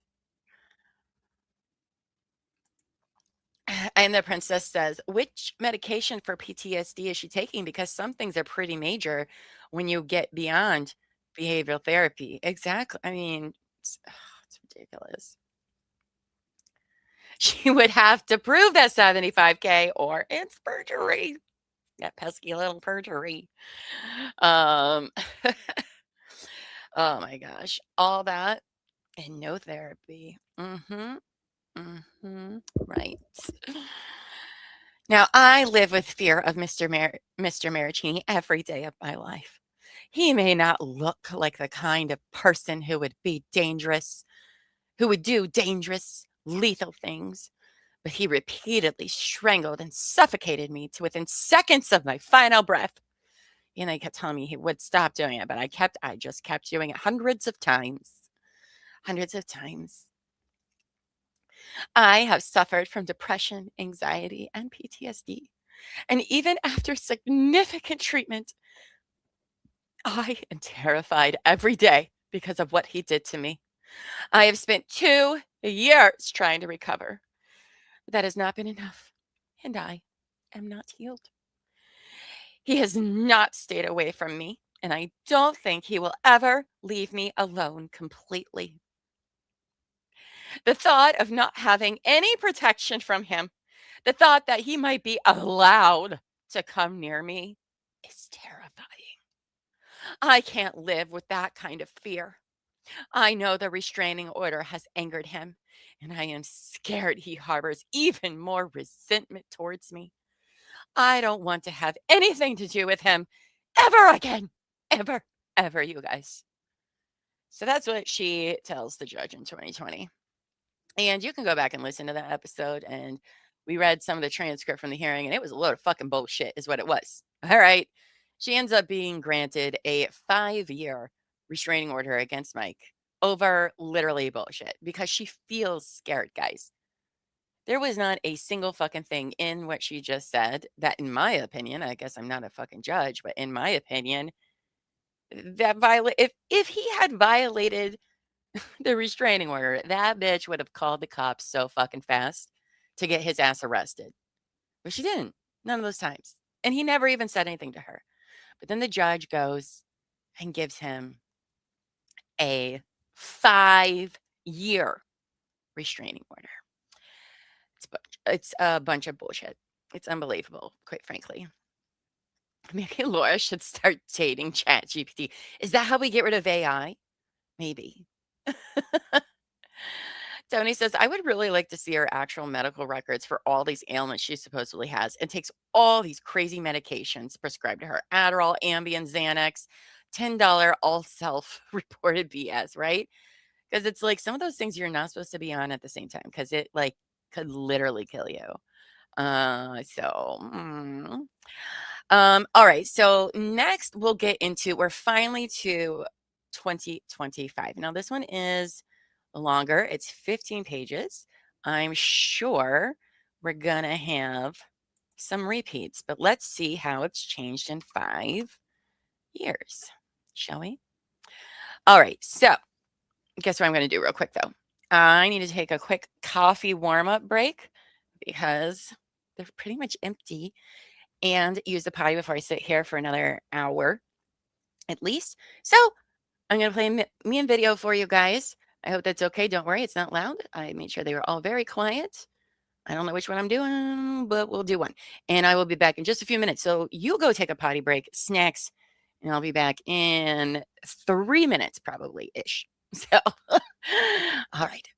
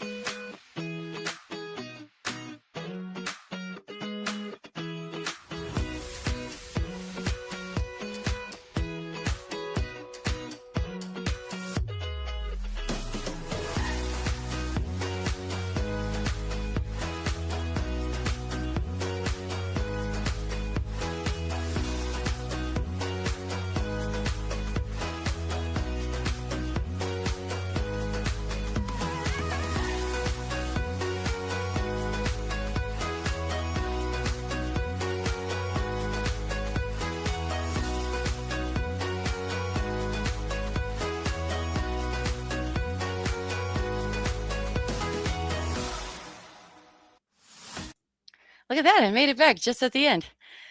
Whew, I move real fast, guys. Sorry. I had to reheat both my things of coffee because I don't do cold coffee. Hope you enjoyed a quick little dance party there. Thank you. Okay. All right. So, well, you've always wanted to hear the full song. I had never even heard the full song until I went and made those, actually. I was like, oh, that's my whole theme song. I kind of like it. You guys are probably going to end up hating it after a while, but all right. Let's get into finally 2025 and see what dumb shit she has to say now about why she needs another permanent. Remember, this time she's asking for a permanent one. So perfect timing. I know, right? Nailed it. All right. My name is Laura Owens. If called to testify in court, I could and would testify to the following under penalty of perjury based on my own personal knowledge. Now, like I said, this is 2025. And this is a few months. She files this a few months after getting 7 felony counts, including perjury for Clayton. So bold move there, Laura. Very bold indeed. I currently reside in Scottsdale, Arizona. I am 35 years old, and my date of birth is bleh. In 2018, I filed a petition for order of protection in this court against my ex-boyfriend, Michael Marraccini. There's the declaration. My initial petition resulted in a 2-year stipulated OOP being issued by the court against Mr. Marraccini on July 9th, 2018. A copy of the court's original order is attached. In July 2020, I filed a request in this court seeking to renew the OOP against Mr. Marraccini. Attached is a copy of the declaration. On September 11th, 2020, this court granted my request to renew the OOP against Mr. Marraccini. A copy of the order granting a 5-year extension of the OOP is attached. This current order is set to expire July 10th, 2025 at noon. Date of birth is bleh, bleh. Who cares?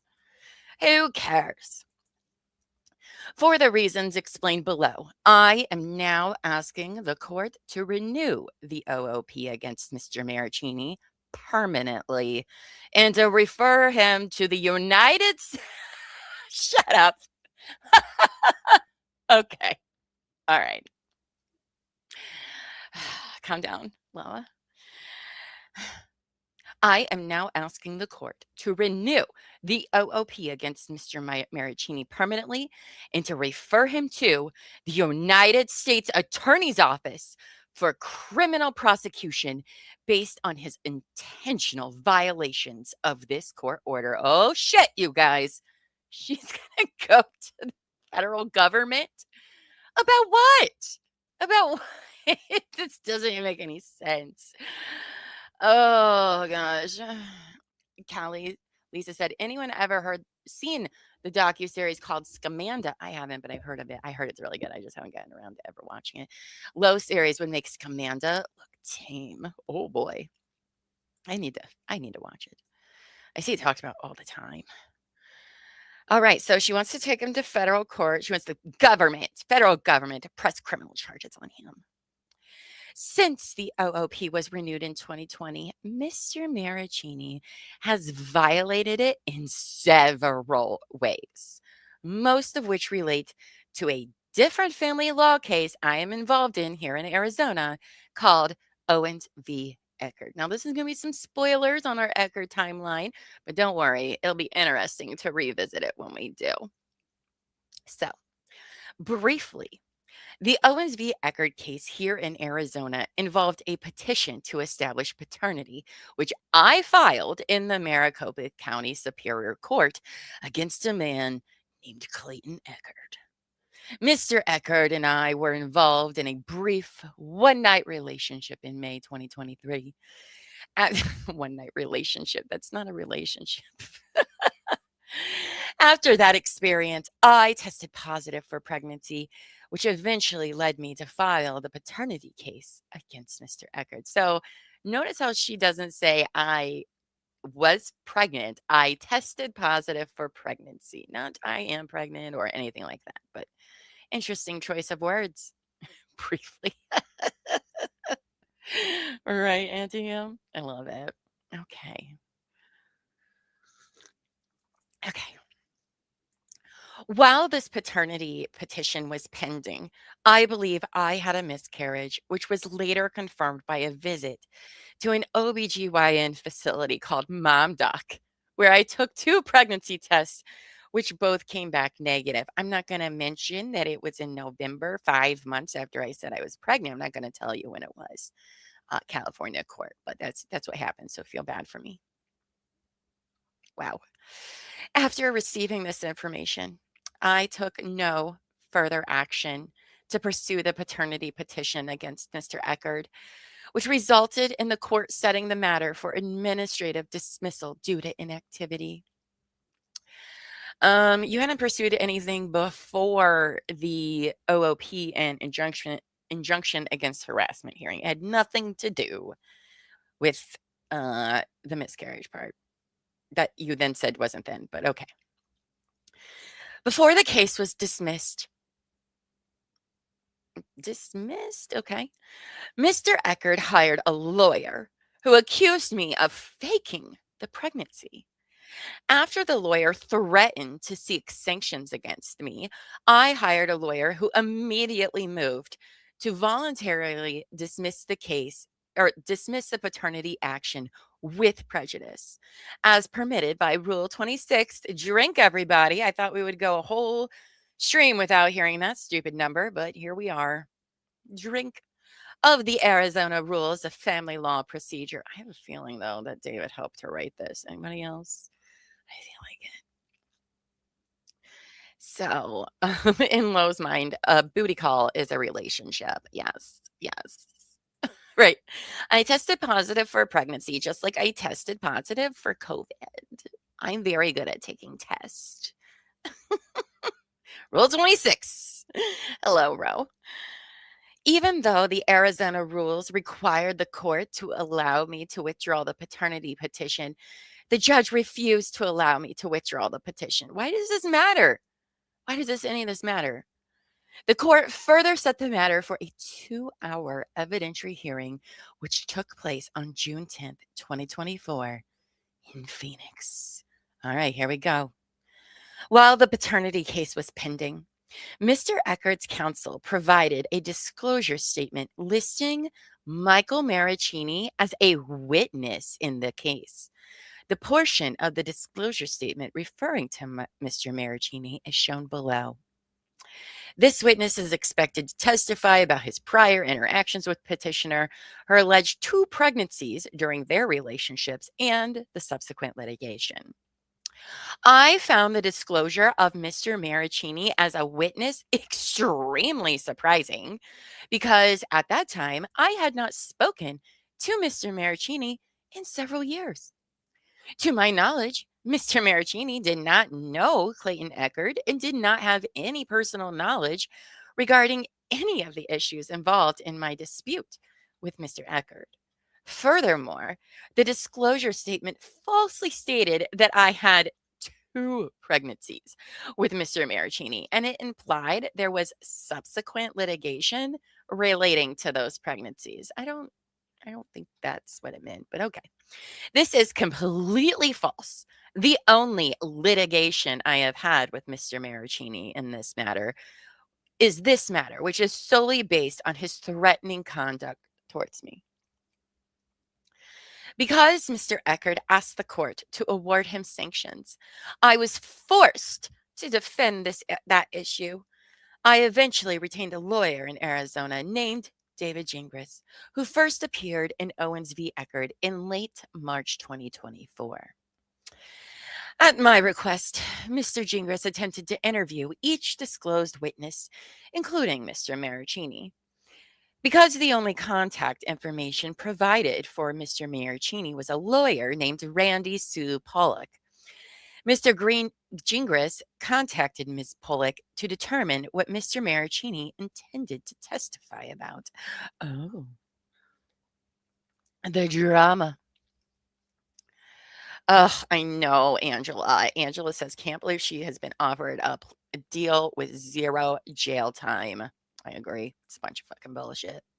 Bottoms up, peeps. In response, Ms. Pollock told Mr. Gingras that Mr. Marraccini knew nothing about Owens v. Eckerd and that he did not intend to appear in Arizona as a witness. On April 19th, 2024, Ms. Pollock sent Mr. Gingras an email confirming that Mr. Marraccini would not testify at the trial in Owens v. Eckerd. That's her saying, my client will not be testifying, which again, we'll get to all the nitty gritty of that when we get back to the Clayton timeline after the fundraiser. Because I am sure there's a lot more that goes on with it.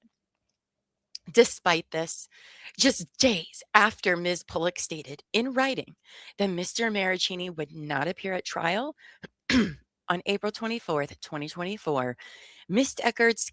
Eckerd's counsel sent a new disclosure statement, which again listed Mr. Marraccini as a witness and explained for the first time that he intended to testify about my believed motivation in fabricating pregnancies to secure relationships. What a bunch of hubbubaloo. Who would ever do that? Laura would never. So they updated it and said this witness is expected to testify about his prior interactions with Laura, his personal knowledge of her alleged 2 pregnancies during their relationship, Laura's believed motivation in fabricating pregnancies to secure relationships, and the subsequent litigation. After learning Mr. Marraccini's attorney had falsely told Mr. Gingras that Mr. Marraccini was not going to appear at trial, my attorney filed several pleadings, including a motion in limine and an emergency motion to strike, asking the court to exclude Mr. Marraccini on the basis of improper and untimely disclosure, which is where we left off on Friday. Just a few days later, in early May 2024, I was horrified to learn Mr. Marraccini publicly released nearly 2,500 pages of private text messages exchanged between us in 2016 and 2017. Now, I asked some people yesterday if those were available, and they said they were never released publicly. I think she just meant that they were given to the court of law, which she now understands is public, but apparently those are not available to read. If they are, though, I would love to read them because I'm a nosy bitch like that. None of these private messages had anything to do with any of the issues in Owens v. Eckerd, and Mr. Marraccini did not release them in response to a court order, a lawful subpoena, or other valid legal request from Mr. Eckerd's counsel. So he just voluntarily did it. She doesn't like that. What do you mean? How dare you? Hello, 80s. You almost call me Lemonade. I love that. I love that. I never thought about lemonade before.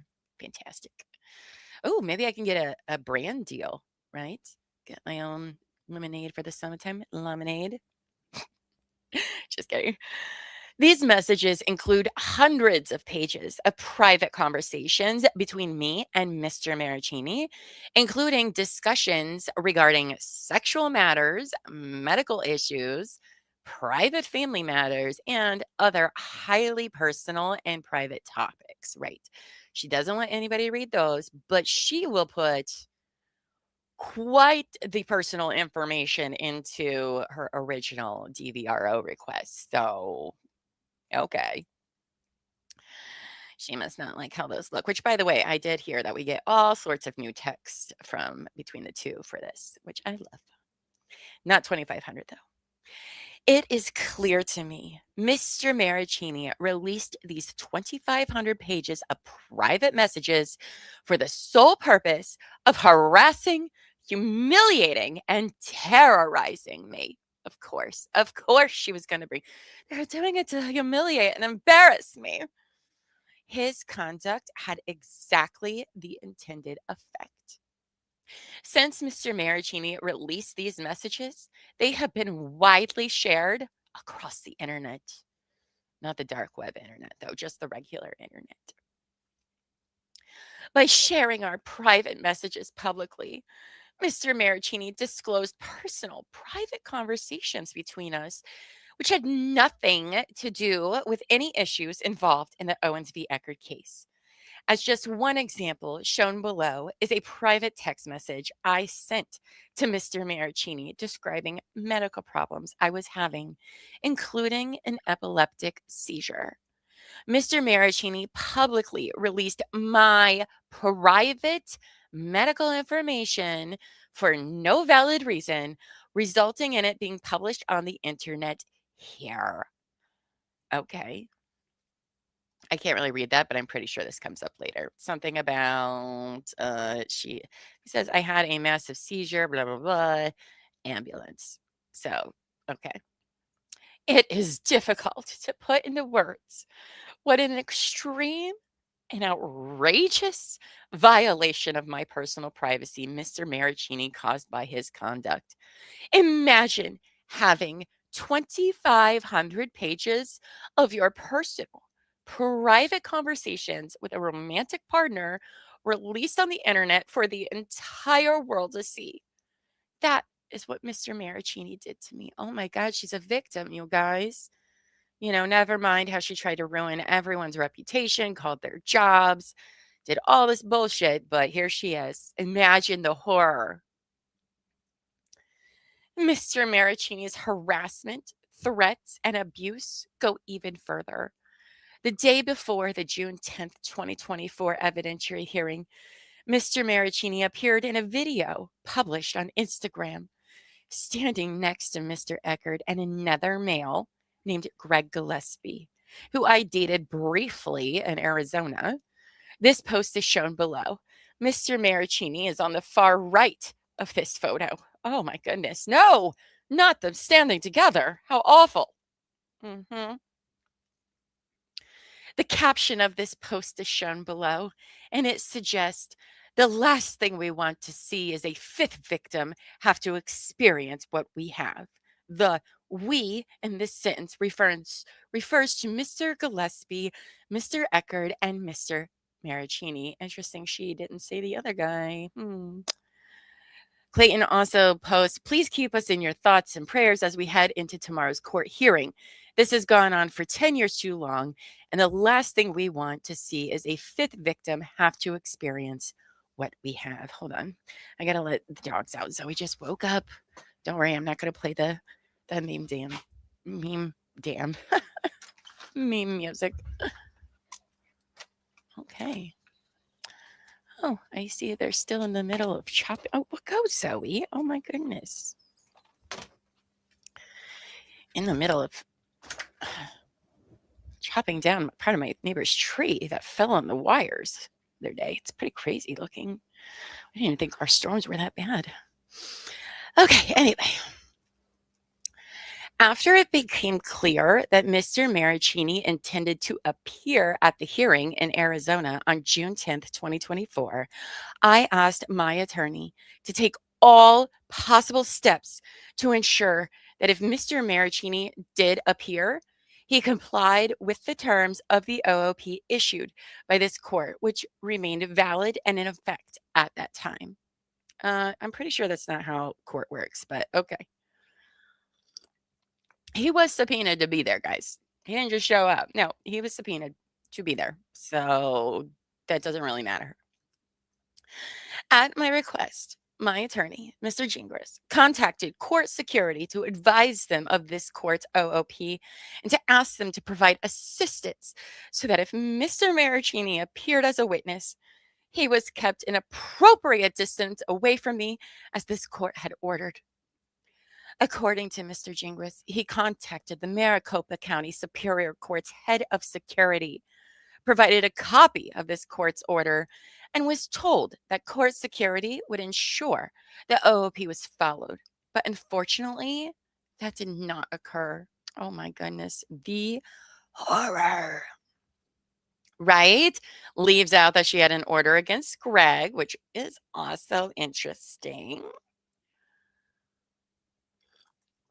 Tony says, how about how absolute insanity of Laura and her convoluted accusations. Serious question. How many people in a whole lifetime needs one RO, let alone needing 3 against 3 different people within a 10-year time span? Exactly. Exactly, Tony. Ugh, she's ridiculous.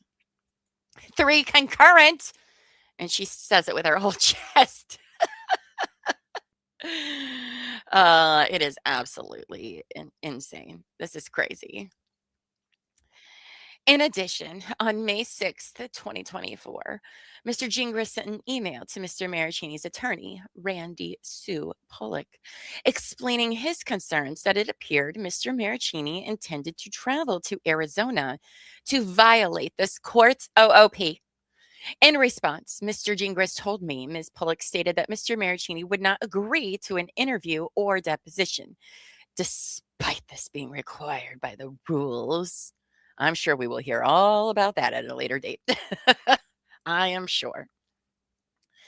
And that, according to her, Mr. Marraccini intended to simply show up at the hearing in Arizona, despite the fact he had not been served a valid subpoena requiring him to appear in Arizona.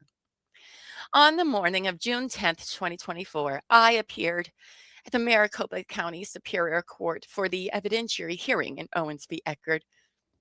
As I was waiting outside, Mr. Marraccini came within 300 feet of me, in direct violation of this court's OOP. At a fucking courthouse. Right, okay. At my request, Mr. Gingras reported the violation to court security, gave them a copy of this court's OOP, and asked security to enforce this court's order. Court security staff informed Mr. Gingras they could not enforce this court's order, and that the only enforcement option was to contact the Phoenix Police Department, which Mr. Gingras immediately did. A few minutes later, officers from the Phoenix Police Department arrived, and Mr. Gingras again provided them with a copy of this court's OOP. He explained that Mr. Marraccini had violated the order and asked them to enforce it. Mr. Gingras further provided officers with a copy of the relevant part of the Federal Violence Against Women Act, which apparently says, in part, full faith and credit. Any protection order issued that is consistent with subsection B of this section by the court of one state, Indian tribe, or territory shall be according full faith and credit by the court of another state and enforced by the court and law enforcement personnel of the other state. Okay. But also, what? Why? Despite the fact this court's OOP was legally required to receive full faith and credit in Arizona, the Phoenix Police Department refused to enforce it. Okay. Thereafter, on the morning of June 10th, 2024, Mr. Marraccini sat inside the courtroom at the Maricopa County Superior Court, approximately 20 to 25 feet away from me, for a period of approximately 2 hours. Oh my God. Can you imagine the staring that must have happened? Oh, wait till everybody's staring at her if she goes to trial. After personally observing Mr. Marraccini violating this court's order, my attorney asked the judge hearing the case, Honorable Julie Mata, to once again enforce this court's order by excluding Mr. Marraccini from the courtroom. Without any explanation, Judge Mata denied that request, and she allowed Mr. Marraccini to remain less than 300 feet away from me during the entire 2-hour hearing. I can't believe it. Hold, please. Oh, yay. Sorry. My little llama sent me a text message, so I had to check. Okay. Where was I? All right. He's fine. Everything's fine. All right. So she said, too bad he couldn't be here. Well, I was testifying on the stand. Mr. Marraccini sat in the room approximately 40 feet away from me. Okay. He glared angrily at me the entire time. Oh, I knew she was going to bring up staring, but this time he's not staring. He is glaring. Glaring. Um, let's see. Now, why do I find it? He says, why do I find it highly unlikely court officers told him to call 911? They know that court officers' main purpose is to protect people in the courthouse. I'm calling bullshit on that. I mean, this whole thing is ridiculous. Like, what are they going to do to you in a fucking courtroom? Like, are you serious? And there's fucking cops everywhere. Crazy. Oh, man. I Am Princess Esmada did explain it. She just didn't like it. Well, remember, Buffy and I have not watched this yet, so this is going to make watching it even better when we get to it. There, Tony said that must mean that she had to be glaring at MM at the same instance, but not the same. Tony, don't forget. Rules for thee, but not for me. He glared angrily at me the entire time. This caused me so much emotional trauma and anxiety that I lost my composure and was unable to complete my testimony without calling for a recess. It was too much, guys. It's too much. Mr. Marraccini knew he was committing a federal crime by traveling to Arizona with the intent of violating this court's order. This court's OOP expressly informed Mr. Marraccini of that fact, as shown on the face of the order here. Hilarious that she's facing, at this point in time, 7 felonies with another 7 to come. But, like, you're breaking the law. Don't worry about if I've broken the law. You are definitely breaking the law. Okay. If you do not obey this order, you can be arrested and charged with a crime. If you do not obey this order, you can go to jail. If it's a felony to take or hide a child, if you travel to another state or to tribal lands or make the protected person do so with the intention of disobeying this order, you can be charged with a federal crime. You can be. It doesn't mean you will be. Prior to Mr. Marraccini traveling to Arizona to violate this court's order, my attorney made extensive efforts to work with Mr. Eckert's counsel to ensure that Mr. Marraccini could testify if properly summoned to do so, while doing so in a manner that did not violate this court's order. Among other things, Mr. Gingras, who is licensed to practice law in both Arizona and California, offered to submit a stipulation to this court to modify the OOP to permit Mr. Marraccini to appear as a witness in the Arizona case. Mr. Gingras explains this issue further in his declaration submitted herewith, which we're not reading because it's literally repetitive of all this. It's not important. In addition to violating this court's order on June 10th, 2024, Mr. Marraccini has also engaged in a course of conduct which has harassed me by posting extensively about me on social media. The internet. Don't tell me she's going to be like, he's saying me things on me about the internet. I know nobody will do anything about it because they keep telling me that, but somebody needs to do something. Shut down the internet.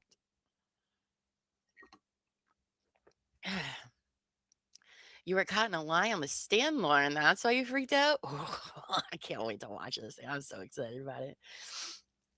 Proctor Doctor says this woman needs to be locked up in a mental hospital. She's something. She is something indeed. Indeed. She needs to be locked up somewhere, is all I'm saying, because I don't think anything is going to stop her. You'll see just how wrong she is when you watch the hearing. Oh, I can't wait. I can't wait.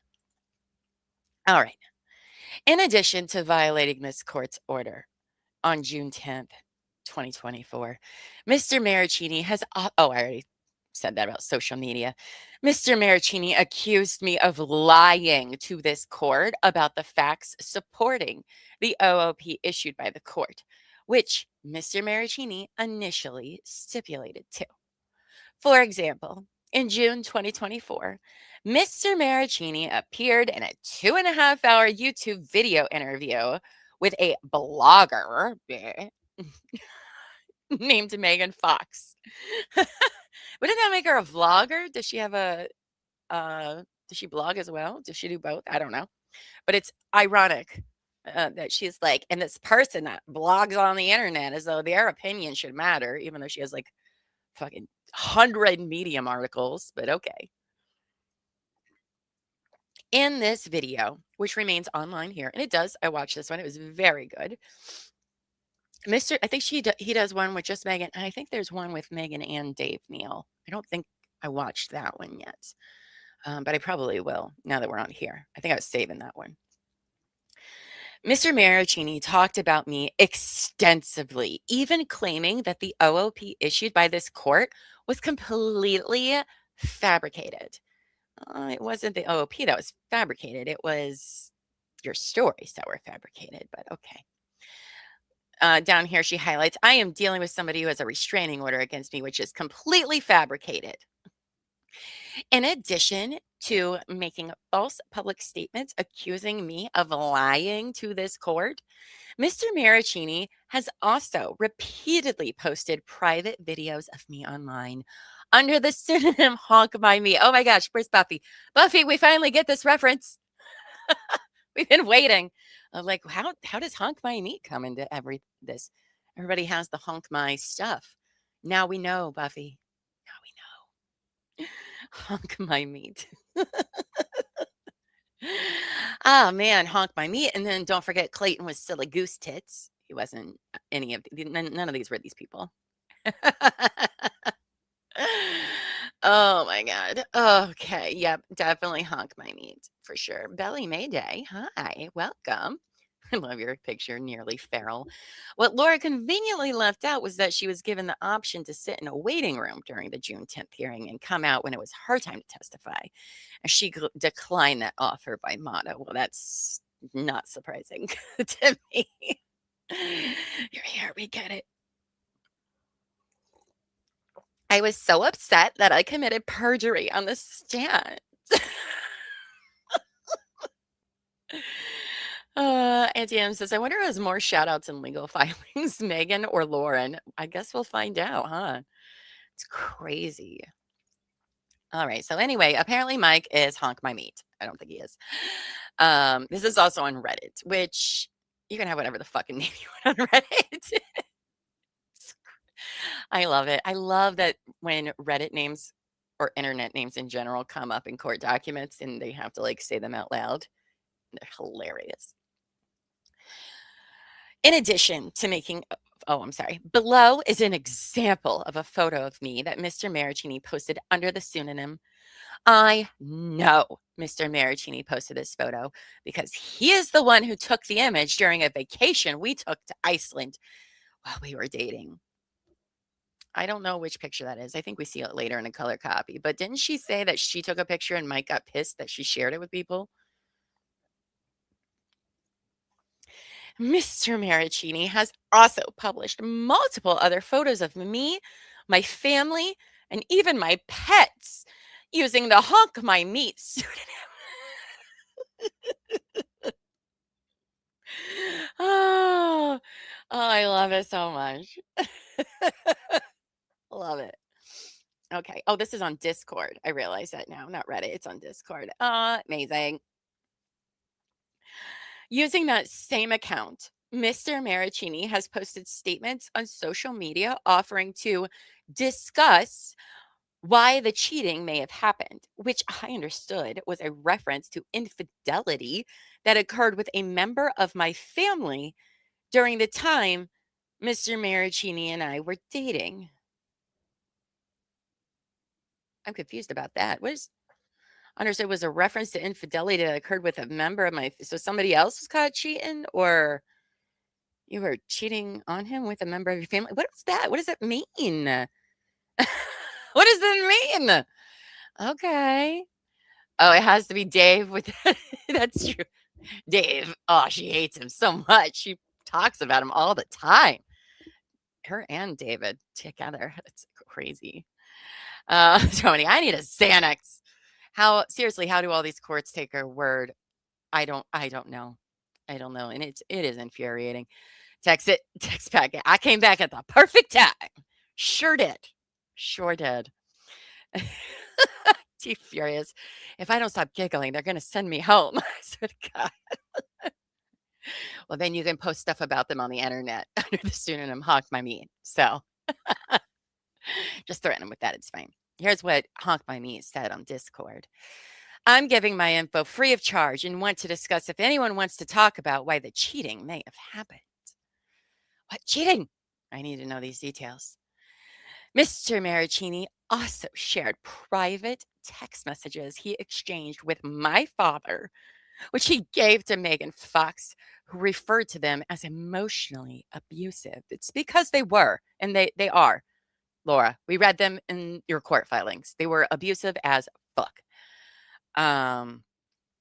It looks right now like those messages are the ones that we already read, because the please now, these are from Ron. We're telling her by then, please also remember, yeah, these are all that were in the filing. But Megan puts these on Twitter, says Ron Owens sends emotionally abusive text to Mike Marraccini while his stepfather was dying. Hashtag believe evidence. Hashtag prosecute Laura Owens because she sucks. Mr. Marraccini has also posted statements on social media referring to me as dangerous is an understatement.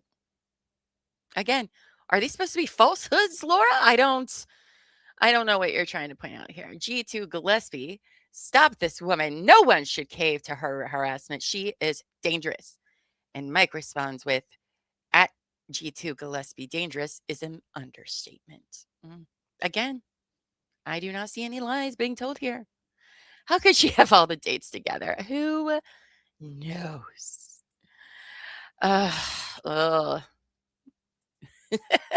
Tony says, oh, for crying out loud. I just wish these disclosure and Reddit or Discord and Reddit users Honk My Meat and the other one would have wrote affidavit to the court saying they weren't MMCE or GG. I mean, that's true, but like they're anonymous for a reason. And then your person, do you want anything with your actual name on it to get in to Laura's brain? No, I don't think so. So I don't know. But I'm I'm the new Honk My Meat. Hey, Dave, Mike, and Greg. We're all Greg. We're all Gregs. Honk my silly goose tits.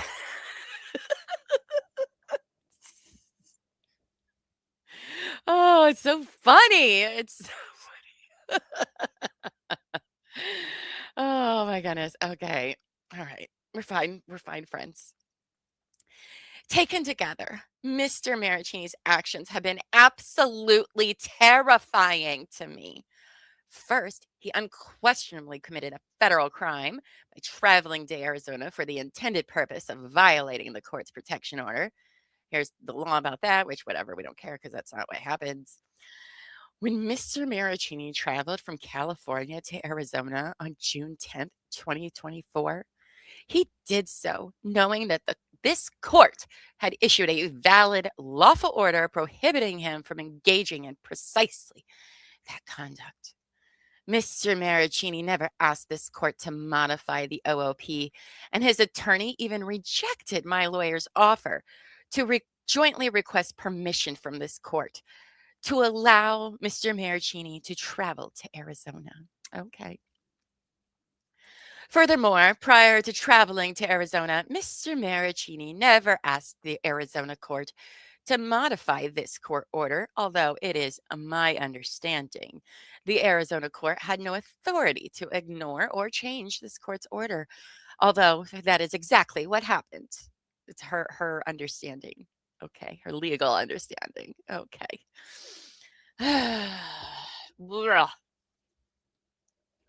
Oh, some of them, Wink says, a few of the users have come out and stated they weren't the guys. Oh, okay. See, there's so much lore all over the place. All different caveats of crazy things happening. T Furious says the sad thing is the internet is forever. These guys may have or may someday have kids that will see this stuff. Well, I know Mike has kids. Does Greg have kids? I don't know if they do. They might have one. I don't remember. I know Mike has two. But yeah, you know, this stuff lives on forever. Laura. You know, so it's also a way of like clearing their names because most of the time, if you would have seen a lot of this stuff and just took her word for it, you'd believe it. Why wouldn't you? Even though on its face, it looks ridiculous. But at the same time, like, okay. All right. Mr. Marraccini's actions, particularly with respect to his decision to publicly release 2,500 pages of private, personal text messages between us, has been absolutely devastating to me. Don't worry about the 7 felonies I just caught. This is way worse. This is way worse than potentially going to jail for me. His conduct has caused me severe emotional distress and has made me feel like my personal privacy is forever lost. Mike is the reason you feel that way? Shut up. You're stupid. You're so dumb. Shut up. For these reasons, I am asking this court to renew. I love how she didn't mention how that trial panned out, huh? Or talk about her charges. For these reasons, I am asking this court to renew the OOP issued in this case and to make that renewal permanent. I am further requesting that the court find that Mr. Marraccini violated this court's order and that he engaged in interstate travel with the intent of violating the court's order. I further ask the court to refer Mr. Marraccini to the United States Attorney's Office in San Francisco for investigation and, if appropriate, criminal prosecution based on his violation. I declare under penalty of perjury under the laws of the United States of America that the foregoing is true and correct. Oh, wow. Okay. Well, that's that for tonight.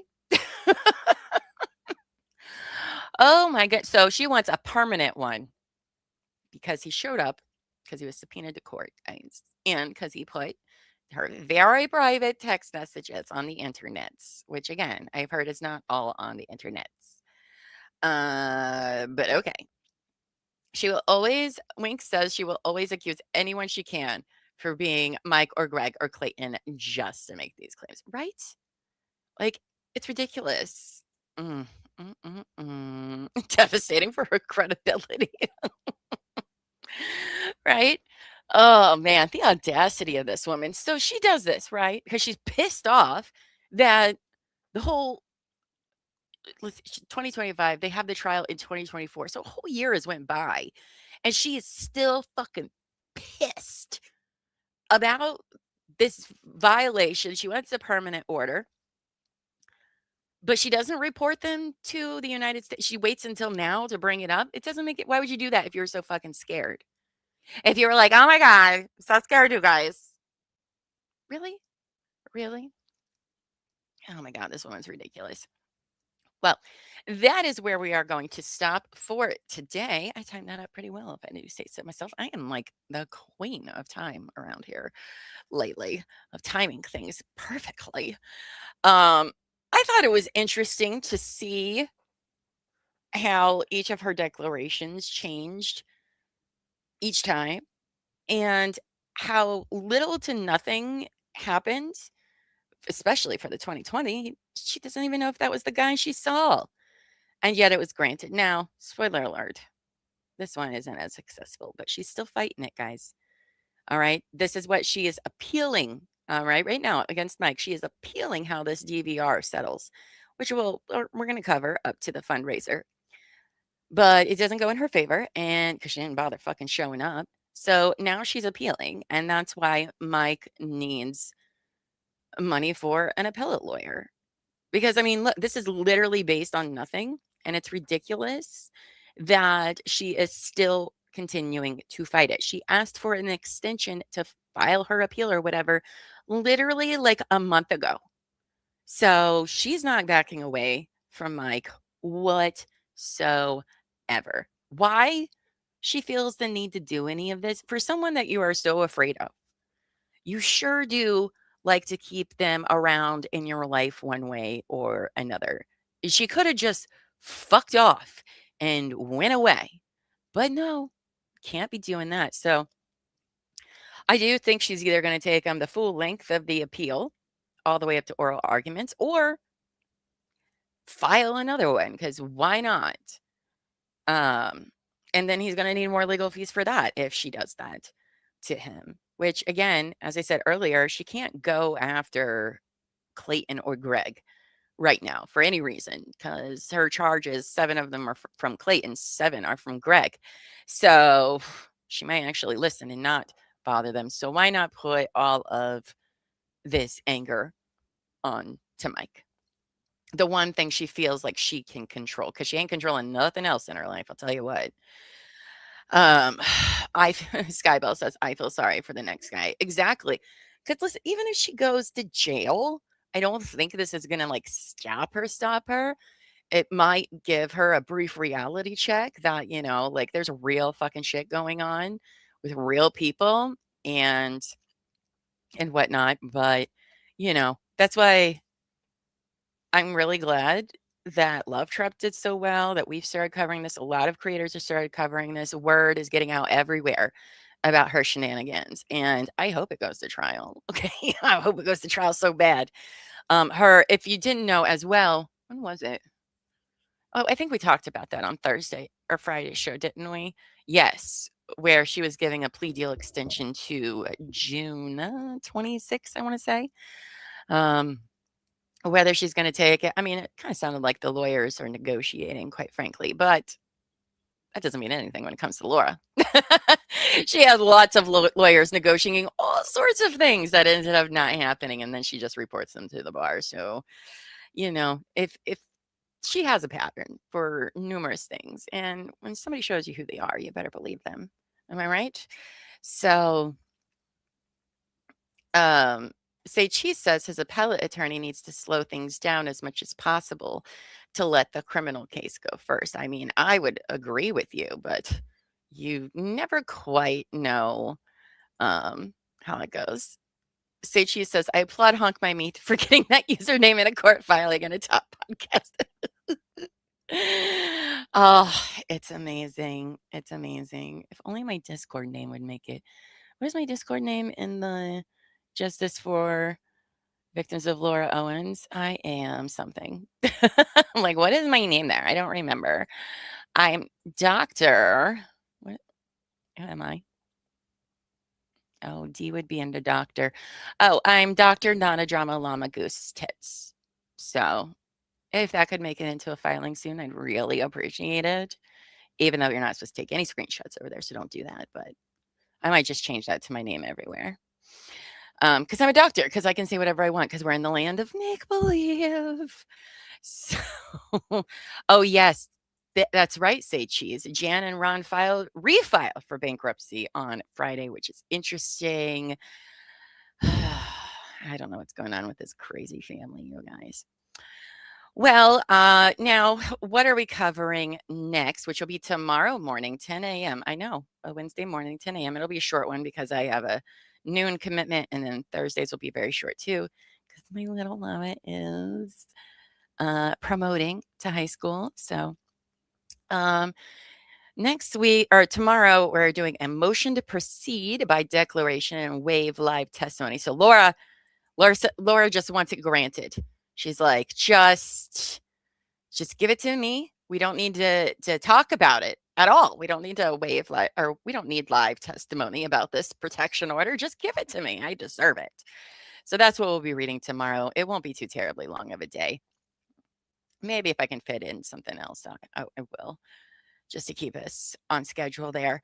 So if you guys haven't yet, please like, share, subscribe, hit the notification bell, hit the hype button if you haven't already. Share us on social media. Let everybody know that we're doing a countdown. We're doing a countdown for Mike Marraccini and raising hopefully all the money we can. Speaking of, real quick, let's share that tab instead. It's for the wrong one. I don't know where my remote is. Oh, there it is. Okay. There we go. In case you missed it when we first got here, mark your calendars. Saturday, June 13th, we're doing a 12-hour fundraiser from 12 p.m. to 12 a.m. right here on our True Crime and Wine Time channel. We are going to have a lot of fun guests on. I'm very excited. Dave Neal even talked about it on his show today, which is very awesome. Just about anybody is coming to this fundraiser, which is so incredibly cool. We already have 25 people signed on, more being reached out to, more scheduling, lots of things happening. We're also having a auction of items. Some of them are amazing. So make sure you're saving your money. All proceeds are going to Mike. We're not taking anything. There won't be any super chats available that day. We're not running ads. We're going to ask everyone to donate directly to his GoFundMe so it goes there and YouTube doesn't take their cut of it. It's going to be an amazing day. Lots of small panels, some activities, auction, like I said, and just getting to meet everyone. So I'm very excited about that. Callie Lisa says, what's the date again? It's Saturday, June 13th from 12 p.m. to 12 a.m. One, it's that long because, I do trials. So I think I can do a 12-hour. I think I can sit here for 12 hours. I'm not too concerned about it. Plus, I feel like it'll go by really quickly, to be quite honest, when we have all these, conversations. But everyone's in different time zones. So I think it helps everyone hopefully get in where we can. Time zones, different countries, all of that. So very, very excited about that, you guys. And it's for such a great cause because it's not just for, it is for Mike and his legal fees, but also like he has a very young family. Their daughters are what, like less than 5? Raising 2 kids in today's world, things are usually pretty tight. And Laura just likes to take money from children. So we can let her be a horrible person, but we can all be generous. So you thought about signing up, but you work that day? You work all day? All day? Well, email me and I'll send you. There's some other things we're doing for people that can't make that day. By the way, if you can't make that day, reach out anyway, because I am offering to do sit downs with people ahead of time as pre-records or whatever. So you can email me at Tara, Tara, at tcwtmedia.com for any reason about this. If you want to join, if you want to record something, if you have an idea, just send them to me and Winks's way, because Winks is helping along in planning. There she is. It's going to be amazing. I'm so excited about it, you guys. And then tonight, for all of our new members, it is our monthly membership appreciation stream where we hang out for an hour. We let you know what's up and coming ahead of time. Maybe there might be some other things we talk about. I don't know. Maybe some sneak peek surprises, maybe. I don't know. But we also do a giveaway. So if you are a member of our channel at any level, please tune in tonight, 7 p.m. Eastern, for your chance to win some awesome stuff. All right, friends. Tony says, I swear I'm going to get me a mic so I can come on and help during the NM fundraiser. I love that. I love that. All right, friends. Well, listen, that is all I've got for you today. As I said, I will be back tomorrow at 10 a.m. Eastern for a little while. James Joyce. I feel like I read some James Joyce today. I'll tell you what. So until next time, my friends, I will see you all later, and go forth and be amazing. All right. Bye, guys.